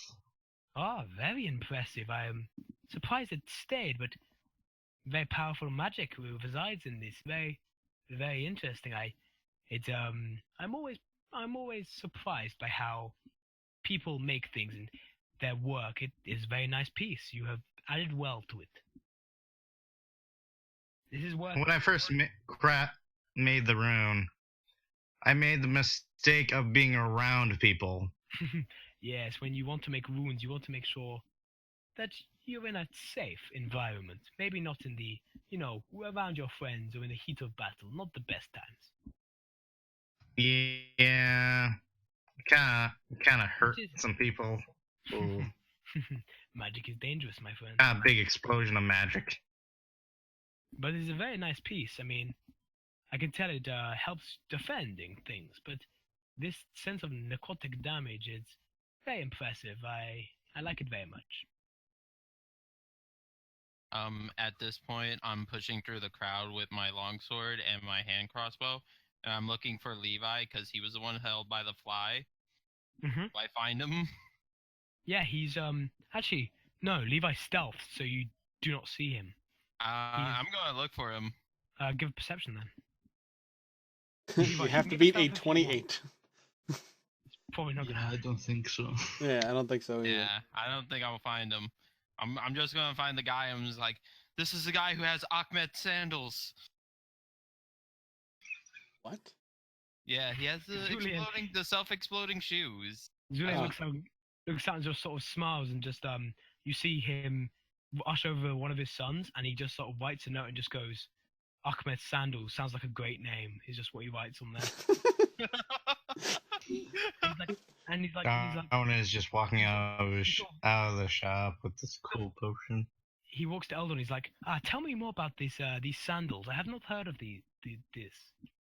I explained to him, panicking. It was one of the two shoes he showed me yesterday, and I heard a bard singing about Ahmed's sandals, where a guy he knew called Ahmed was wearing them, and he blew up. Yeah, of course. Yes, I showed them to you yesterday. Bards are funny people, very interesting stories. I do like the fact that items come with a story. It's very it makes me laugh. He sort of you can tell, a lot of you can tell that he's just trying to play it off. He's like, yes, I remember showing it to you. Yes, this very powerful item. I remember it very well. It's one of my best collection. Okay. That's racist. It is. So is the accent, so I wouldn't worry.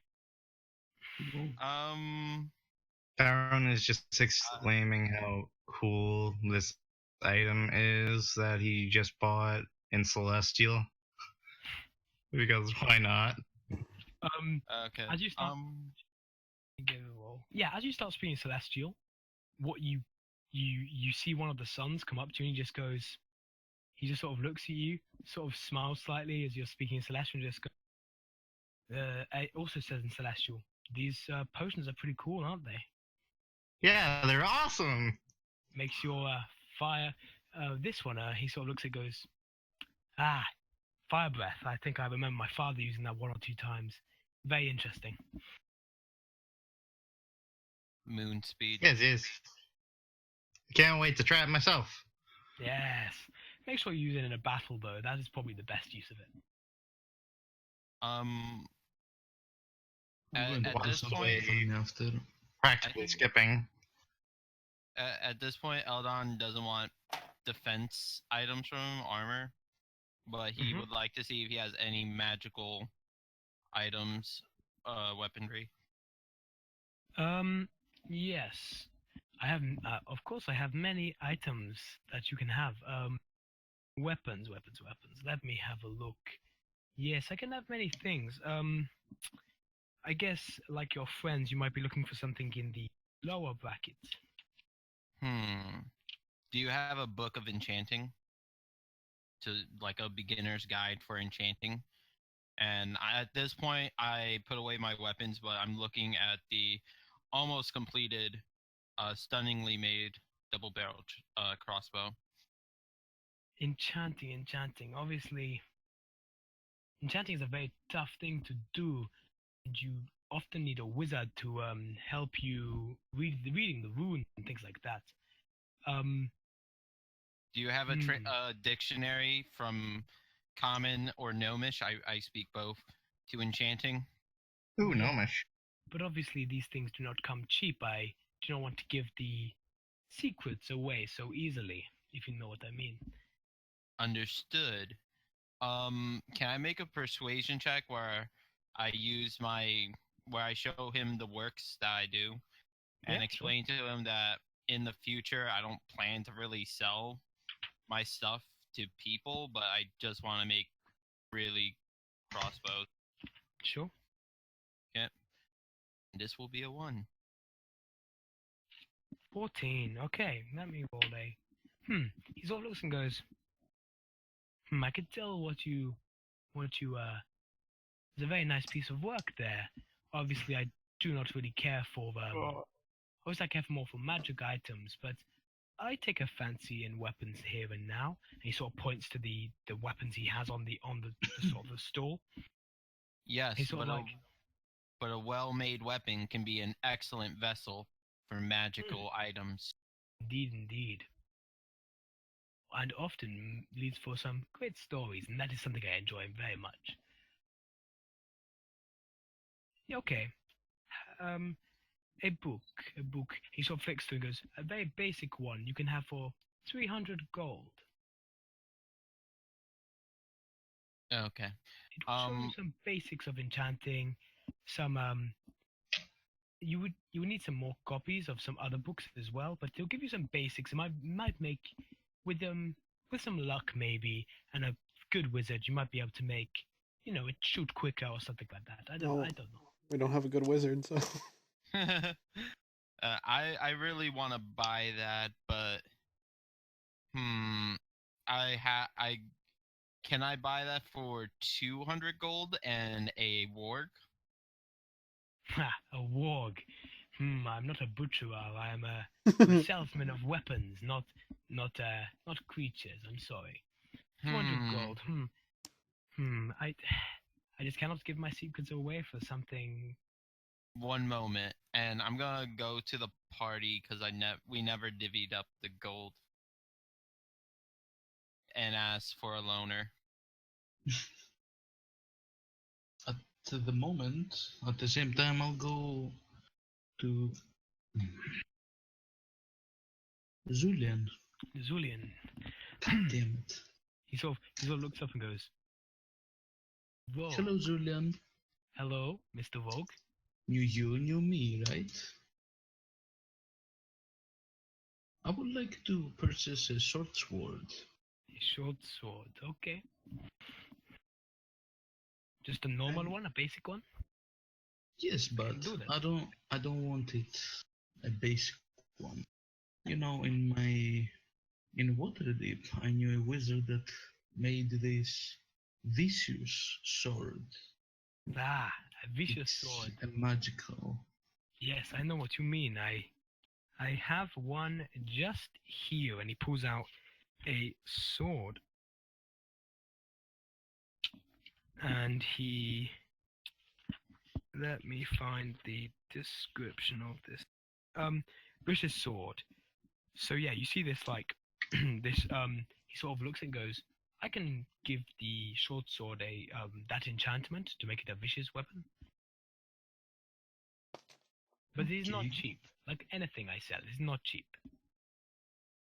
I'll give you 300 gold pieces and the gold statue of the elf. Yes, that's generous of me. That will do more than enough for a vicious sword. And he takes if you give it to you, you take the gold, and he brings up this short sword, and he sort of closes his eyes for a second, casting some magic over it, and then it's sort of the sword almost like shapes slightly. The end becomes sharper. Some things become more stilted, and he just gives it to you and goes, "There you go, Mr. Woe." Oh, well, thank you. Gold. Is it a +1 or just vicious? It is just vicious. Okay. So it is when you roll a 20 on your attack roll with this magic weapon, the target takes an extra 7 damage of the weapon's type. Or 2d6. Or 2d6, yeah. Yeah. Okay. Good weapon. And you go, okay. If our business here is done, I can Wait, Yeah, he's I'm, sort I'm of still looking at the trying to buy crowd. the thing. Jackson. Axon, do we have any gold from the Cragmonk's castle to spare for party funds? We have a cart full of shit we need to sell to Jackson to arm the militia. So yes. Can you do that while I talk to this guy for a moment? Because I really want his books. I don't think that's possible because we have one DM. I mean, I can. I mean, I, obviously I can. I will take the cart and possibly the wheelbarrow if I found it. Yeah, you would have seen it. And I go to see my buddy Jackson. Smithy. I'm just asking the Zeliar if he has any, if he's looking at anything interesting in the area, like a side quest that we could acquire something. A bit metagaming, but sure, I'll allow Do it. you, do you have any? know. Does he has Did an we the exclamation group? point above his head that's gold floating? Did we a group? Did we a group or no? We're technically all there. Yeah, we're all but there, I Axon think. Went to go I'm get going to tell you, there is something we have to do. There is orcs nearby, so we can go there and kill them. But the guy would leave, and I'm trying to get like 70 gold real quick to buy a book. Come on, Julian- someone Yeah, just he's trying to give go him back to his Julian- hometown. Irving. You want work. That is what I can tell. You want work. You want something to do. I can give you something to do, of course. Swooping it is- just gives you some money to go do it, I guess. It is the job I want, and I do have a job to do. It's something not normal. He sort of looks across and he goes, and he sort of brings you all in. He's like, as you must know, we're all friends now. We have made purchases. We have become friends. I think. I'm not from this world. I come from somewhere else, but there's something I do want. I need. There's something in my collection I miss. And he looks across and he's like, and something I have always wanted. It is a sword. And I know in this world that I know rough of where it is, but it is like something else I've seen recently. It has a character inside it. It's a demon stuck inside it. And it is something I want very much. It is very valuable and I could sell to many other merchants. However, it is defended by some pretty nasty people. He looks and he's like, and I know that I am. Get a check. I'm not the only person who's after this.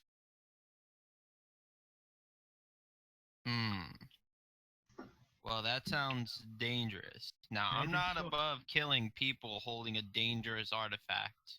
I never said it would be easy. Yes. So, can I possibly persuade you in borrowing the book until we return the sword for 150 gold? You have to know that borrowing, and he looks at Levi's like, especially with the company I know you have, it is not something I do lightly. Well, you speak of a sword that contains a demon, and I want to make a quick religion check or whatever check. Give me a history check. Cool. And any of you can give history checks. Not me. I'm not there. I'll give some. Would it be my demon? Darwin, you can also give history or arcana, because No, they're pretty much the same. yeah. Eldon, you don't really know anything about this. However, Levi, you've heard of quite a few swords. You're quite interested in weapons. And you've heard about a sword, which is conquered by a demon. And they call it the Sword of Dalamir. And it's and you know some rough things about this sword.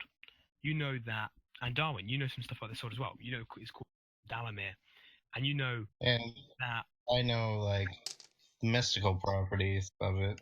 Yeah, you know that this sword was crafted by. It wasn't actually crafted by a demon. It was crafted by angels. And what happened is a fallen angel who fell from God's grace made a deal with a demon for a sword to make something to try and kill one of the gods. Now, this plan from history, didn't work out well. Massive armies of religious cults and things clashing, and this sword in the end was buried deep within a mountain somewhere. And ever since, people have been trying to get after this sword due to the properties it has.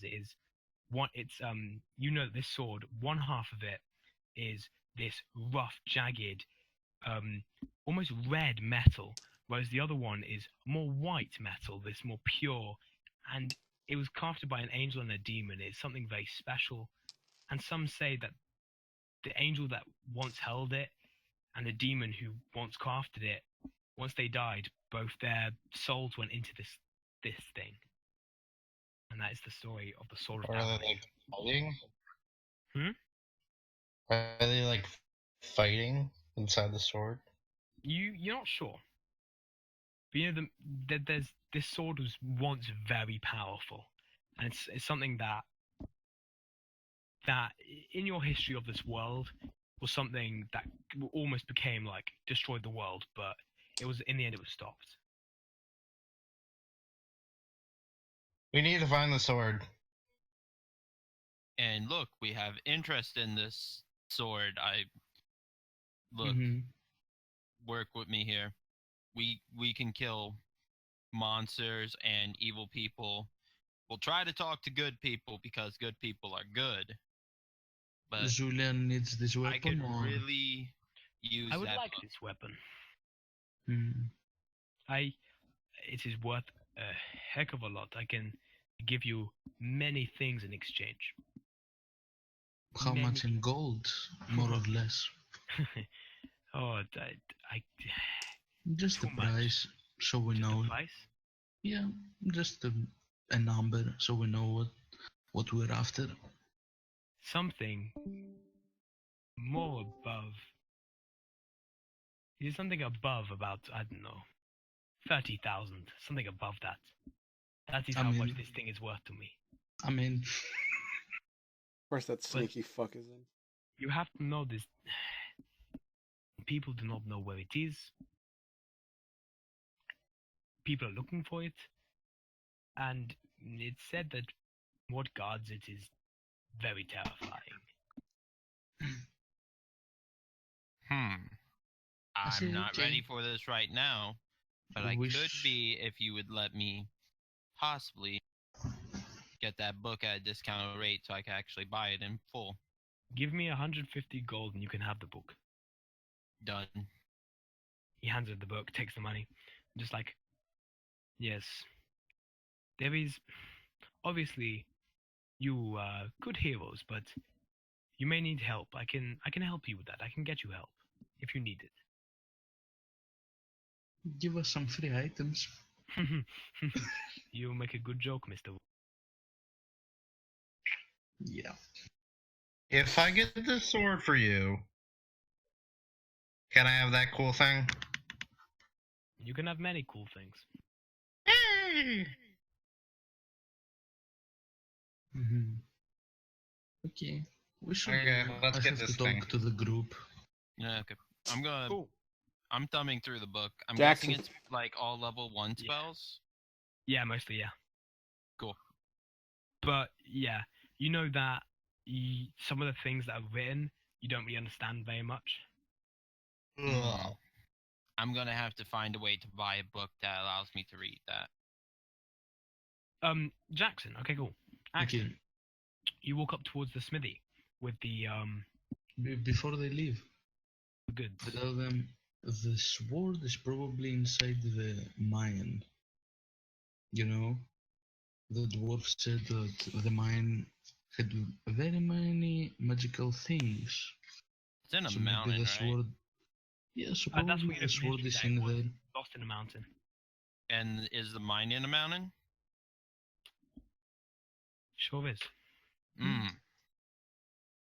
Maybe Then I the think- sword is there. Coincidence? Not. But first we Coincidence? need to I kill think the not. orcs. Remember the orcs. Okay, Jackson. Cool. Axton, Let's you go get up some to XP. Jackson, and you can go to the smithy. Jackson! Yes, Mr. Axton. Jackie. I What have do you want from returned. me? Ah, good. You bring talk you- about weapon. Weaponry for your militia. Ah, yes. You And remind me of someone. What is his name? Schwarzenegger. That's what's. I bring you get to the cat and get the weapons. Uh, Get to the chopper. I Okay, don't know. cool. Let me look at my books so I can work out how much this is worth. Cool. He looks through 4, 5 spears. Levi, what's your damage on that, by the way? Oh, if I do crit, oh my god. You don't even want to know. Oh wow. Holy crap! That's You don't even want to know, mate. I can't even kill you anymore. Jesus. 1d6, 3d6, and then 2d6. And it I can still kill you. double damage. Wait, is it double? Let me see. I have to think about it. Is it double on sneak attack? Because it's crit? Probably. Yeah, it's sneak attack. Yep. Any dice you roll is double crit. Not really. If it's sneak attack, it's Other than the 2d6. vicious dice. Okay, he It's looks at it and he goes, difficult. Jackson's like, I'll give you 60 gold for all of this, and yeah, I'll give you no, actually no. And he looks at the quarter stuff and he's like, this is very well done. I'll give you 70 gold for it all. That's it? I mean, these things are, some of it are damaged, some of it are dented and scuffed. I won't be able to sell it all for the premium price. Goblin size. Oh, hobgoblins are like halfling size, right? They're bigger, right? Are they Slightly human bigger. size? They're human size, I think. I don't Yeah. know. Yeah, hobs are like closer to humans. Yeah, because we. Hobgoblin. How big? I can't look it up. All right, so, I can also. I say, all right, 70 gold pieces, because we've, more's to come, always, Always. always. I take the 70 gold pieces. I was hoping for more, but Yeah, I realized that last time I did that, I sort of gave you money for what they would be worth and not sort of took them off like I didn't. oh, get rid of resell the value. price. All right. Yeah. Well, Jackson got smarter because he thought he was like, oh, all right, I'll Jackson just. did get smarter. He got smarter. I don't like him as much anymore. He's not my favorite piggy bank. So I thank him, and I go to return the cart. Barthens. Cool. Yeah, you can turn to Barthens. Oh Okay, my- people in the crowd. This is when you hear someone running in towards the crowd, shouting and screaming. Shouting and screaming, and the crowd start to look towards this thing that's happening. And Zulian's like, "What is happening? What is happening?" He sort of looks up from the work he's doing on the hand crossbow, and he's like, "What's going on? What's going on?" What's going on? We're going to investigate. Okay, you sort of push your way through the crowd, and Axton, I'd say that you gone to Barton's Provisions? Yeah, I'm returning the cart and the horses. Okay, we can do that now. So, yep, Barton looks at you and goes, "Oh, I thought Darwin returned I did. those last night. What? You didn't. You returned to check. This is me Oh, yeah. character. I thought your gnome friend delivered. What? Whatever. Sometimes he's an idiot. Other times, Hey, you're not there. You don't know that I'm saying this about you. Sometimes he's an idiot. Sometimes he's not an idiot. He goes, I'm smarter than you, chica. you're not there. You can't hear this. He goes, I'm returning your cart. Perfect condition, untouched. He goes, inspect it if you like. Smelly, you know. Yeah, he will. He inspects it, he looks at it, and he goes, "Yes, you've taken good care of it. Thank you very much." Told you. He starts to lead the horses back to the Grr. Barg. I need another one. Natural 20. But you're not there, Darwin. You're not there, so you can't tell. I'm sorry. Yeah, dick. I feel my pride has been injured. But no. That is- Yeah, so Barthen's is like, "Thank you very much," and he starts to take the horses. Who took a shit there? I Yeah. take out my pipe, I draw on it, and I just go, fucking A, I am poor. I could be rich, and I am choosing to be poor. Alright, and that's it. Or again. As you take a puff on the pipe, you just hear this voice of, "I think I helped you there." And just- yeah, I helped you a like, lot. His voice is just like, "That man was very interesting. I tried to persuade him to sell you something." That was, Mm. I appreciate that greatly. Because how come you don't talk to my other friends, like Rodar? They have to take a puff of me, I think the term is. Well, technically, Technically- technically Rodar did smoke it Oh, before, yeah, before, and in Ash didn't, but Rodar did. But it didn't speak to Rodar. Maybe because he's too stupid. maybe. He's like,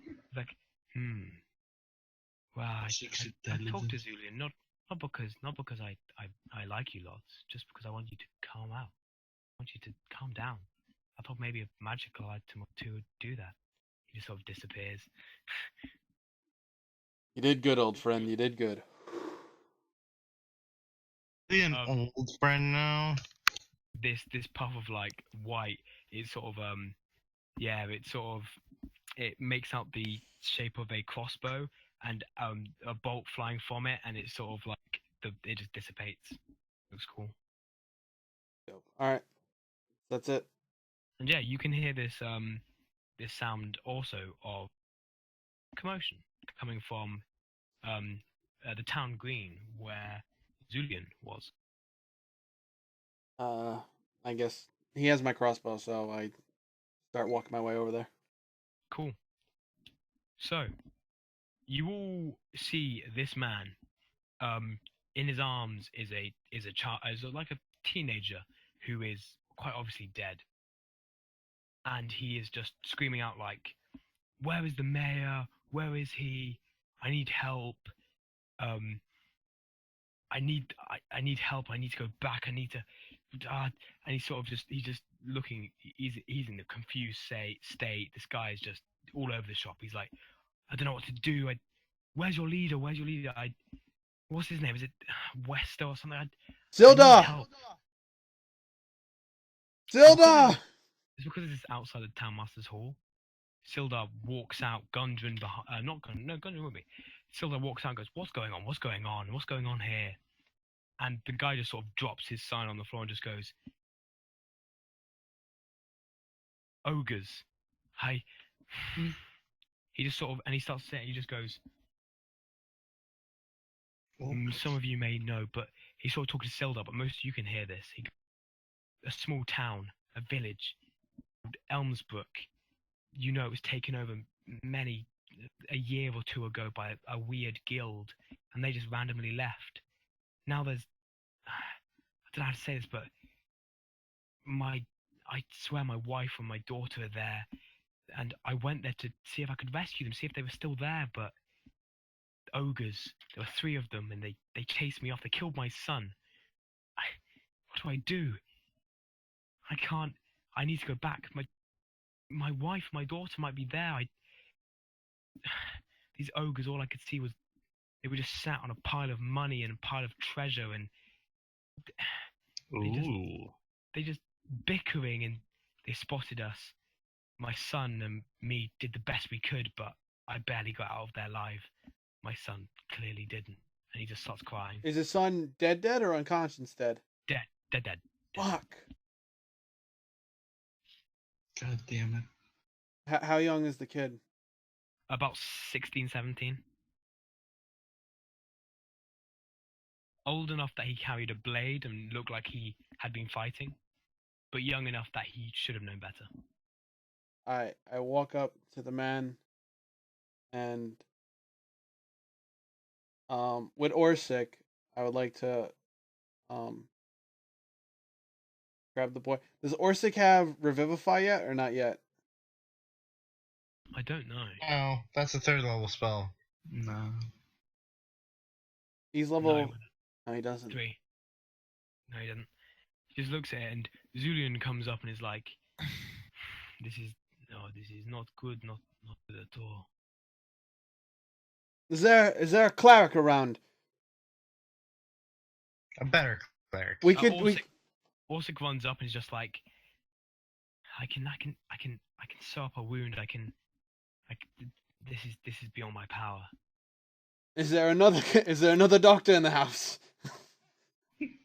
Silda just looks at you and just his head just like he looks at you and just with his eyes just we can do.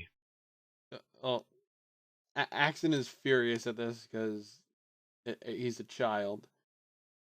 So he looks at the man and he goes, I will personally avenge your son's death. There's no reason this boy lays here on another plane. I will make sure that this is set right. And the father just looks and goes, thank you. I can. He's injured, but he looks at you and just goes, I can take you there to the old town of Elmsbrook. I can show you where these beasts lie. My laptop's dying. Plug it in. No, we're not rebuying the caravan. The caravan was a fucking jip. It was a jip. He just goes, Elmsbrook isn't far from here. Maybe half a day's travel, maybe less than that. It's not far. It's not far from here at all. I can take you immediately if you need to. My son may be gone, but if there's a chance I can save my daughter, my wife, there's I'd no love to do it. there's no logic in leaving with you worse for wear. You're going to have strength to fight for your son's honor. You must rest, gain your strength. We'll leave on the morrow when you're better. Sildar walks over and just goes, some people aid him, and some of the women in that like pick him up. Some of the men just looking over and just like, and he looks to Orsic and goes, can you help the father? And Orsic just sort of nods and I'll do my best, and just walks off with this father, and they're taking him towards the inn. Does Orsic need one more level to get Revivify? Maybe 1 or 2. Yeah, maybe one or Tilda looks to you and goes, Gundren is very much wants to go tomorrow. If you leave it to the morning, he sort of looks up and goes, it's still early in the day. Possibly you could make it there and back before Gundren wants to leave. Still, I have one more thing to speak with you about before anything else happens. Of course. Do you mind if we speak in the hall? Yes, that some privacy, maybe. Yes. So come with me. Eldon, do you mind accompanying me on this? Yeah, sure. I'll follow stealth. Alright. Look at him, he's changing his mind. Okay. I'm not changing my mind. Silda, we found Harbin Wester. Well, yes. Eldon found Harbin Wester. He Oh yeah. he is no longer on this plane of existence. He just puts his head in his hand and just goes, "I feared as much." Where did you Have find to him? go. He was we outside Cragmore Castle. Give me a deception. When you say Cragmore Castle, give me a deception. It's not a lie. He was there.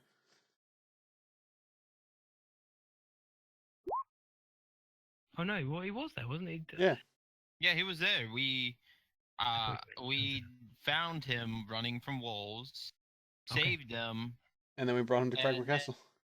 I didn't trust him, so I tied him up to a tree, and he was killed while we were fighting. Killed by what?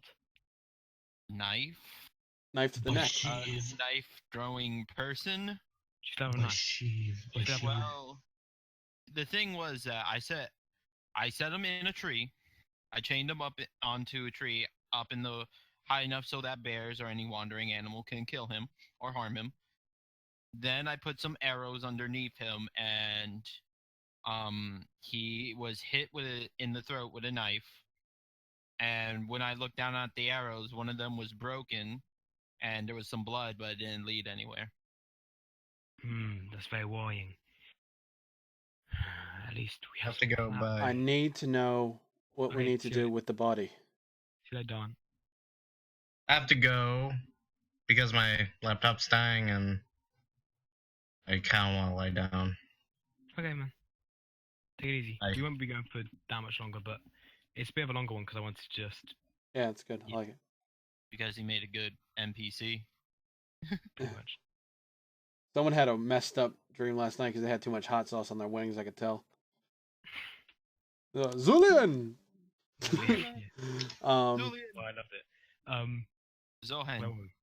Silda, that's worrying. Where's his body now?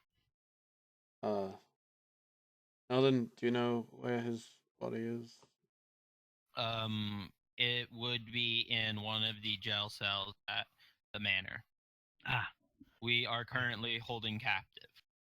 We have the manor. you're holding his body captive. No, we're holding the manor captive.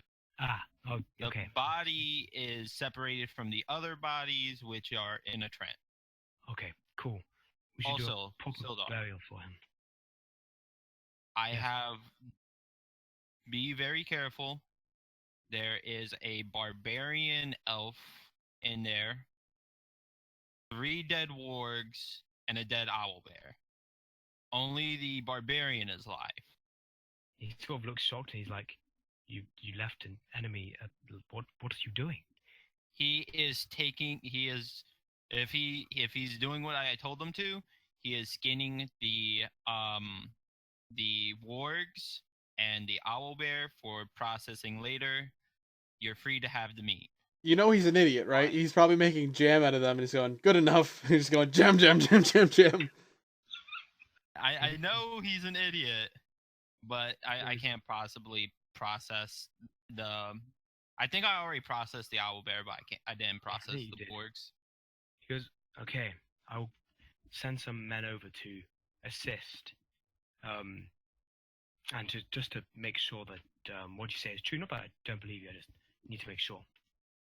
Just, We need a uh, proper burial for Wester. Indeed, this is worrying. Do you still have this knife? Is there any leads? I believe I took the knife. I believe. Yeah, someone took the knife from me. Because I wanted to see it. I hand him the knife. He looks at it, then he finds the thing on the bottom, and he's like, "What is going on with this symbol in Wester? I don't understand it." And he pulls out a book, and he pulls out some of the like a drawing of that symbol. He's like, "I took a drawing of it. I don't know what it is." Can I Some sort of do symbol? can I Isn't do it a history check or one? something to see what it is? Yes, give me a history check. If I remember correctly, it was Not the very good at symbol of this. a fist, right? Symbol of a fist crushing someone Yeah, with we chains. don't know what it is exactly. 16 history. Axton, you recognize this. You feel like you do. There's something within you that you've seen this before, not just on your adventures with these. You've seen it before then. You can't remember why or when.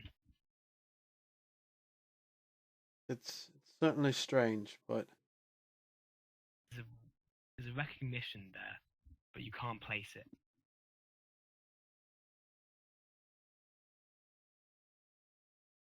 well, Sildar, we got some more killing to do.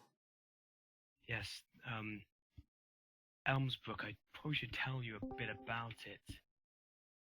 Oh, alright. If you have a heading, that would be great. Yes, Elmsbrook. I can tell you a bit about it. I know where it is. I know someone who knows where it is. I can make sure they go with you. Elmsbrook was a small village, and it's half a day's travel from here. At least. About 5-6 years ago.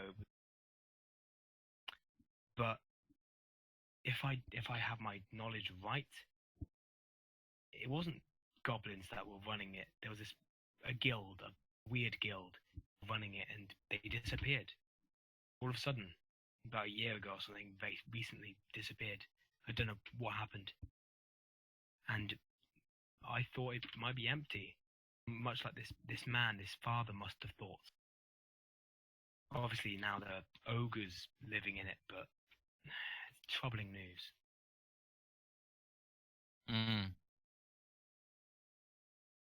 Well, this isn't ogre yet, and I leave. I go, did you just meme again? It was these fucking people and then memes. I don't know what that is. Meme? Yeah, the meme. I think it's French. It's mame. Mame. Ye old mame. Sildar just goes, yes, if you could. It's worrying. Yes, if you take them out, that would be most useful. I mean, we don't want ogres around this part. It's not safe.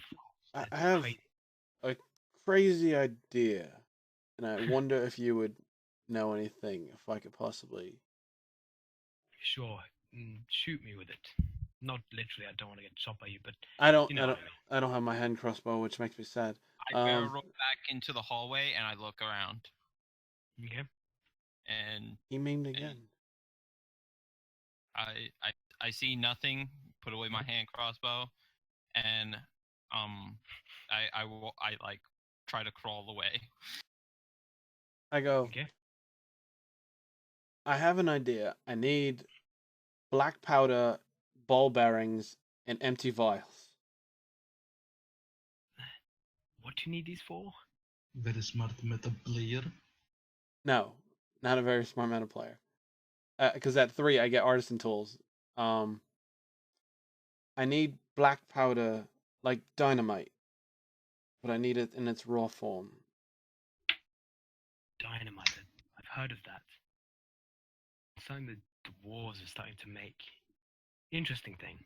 Yeah, maybe a mining guild or something around here that we could possibly.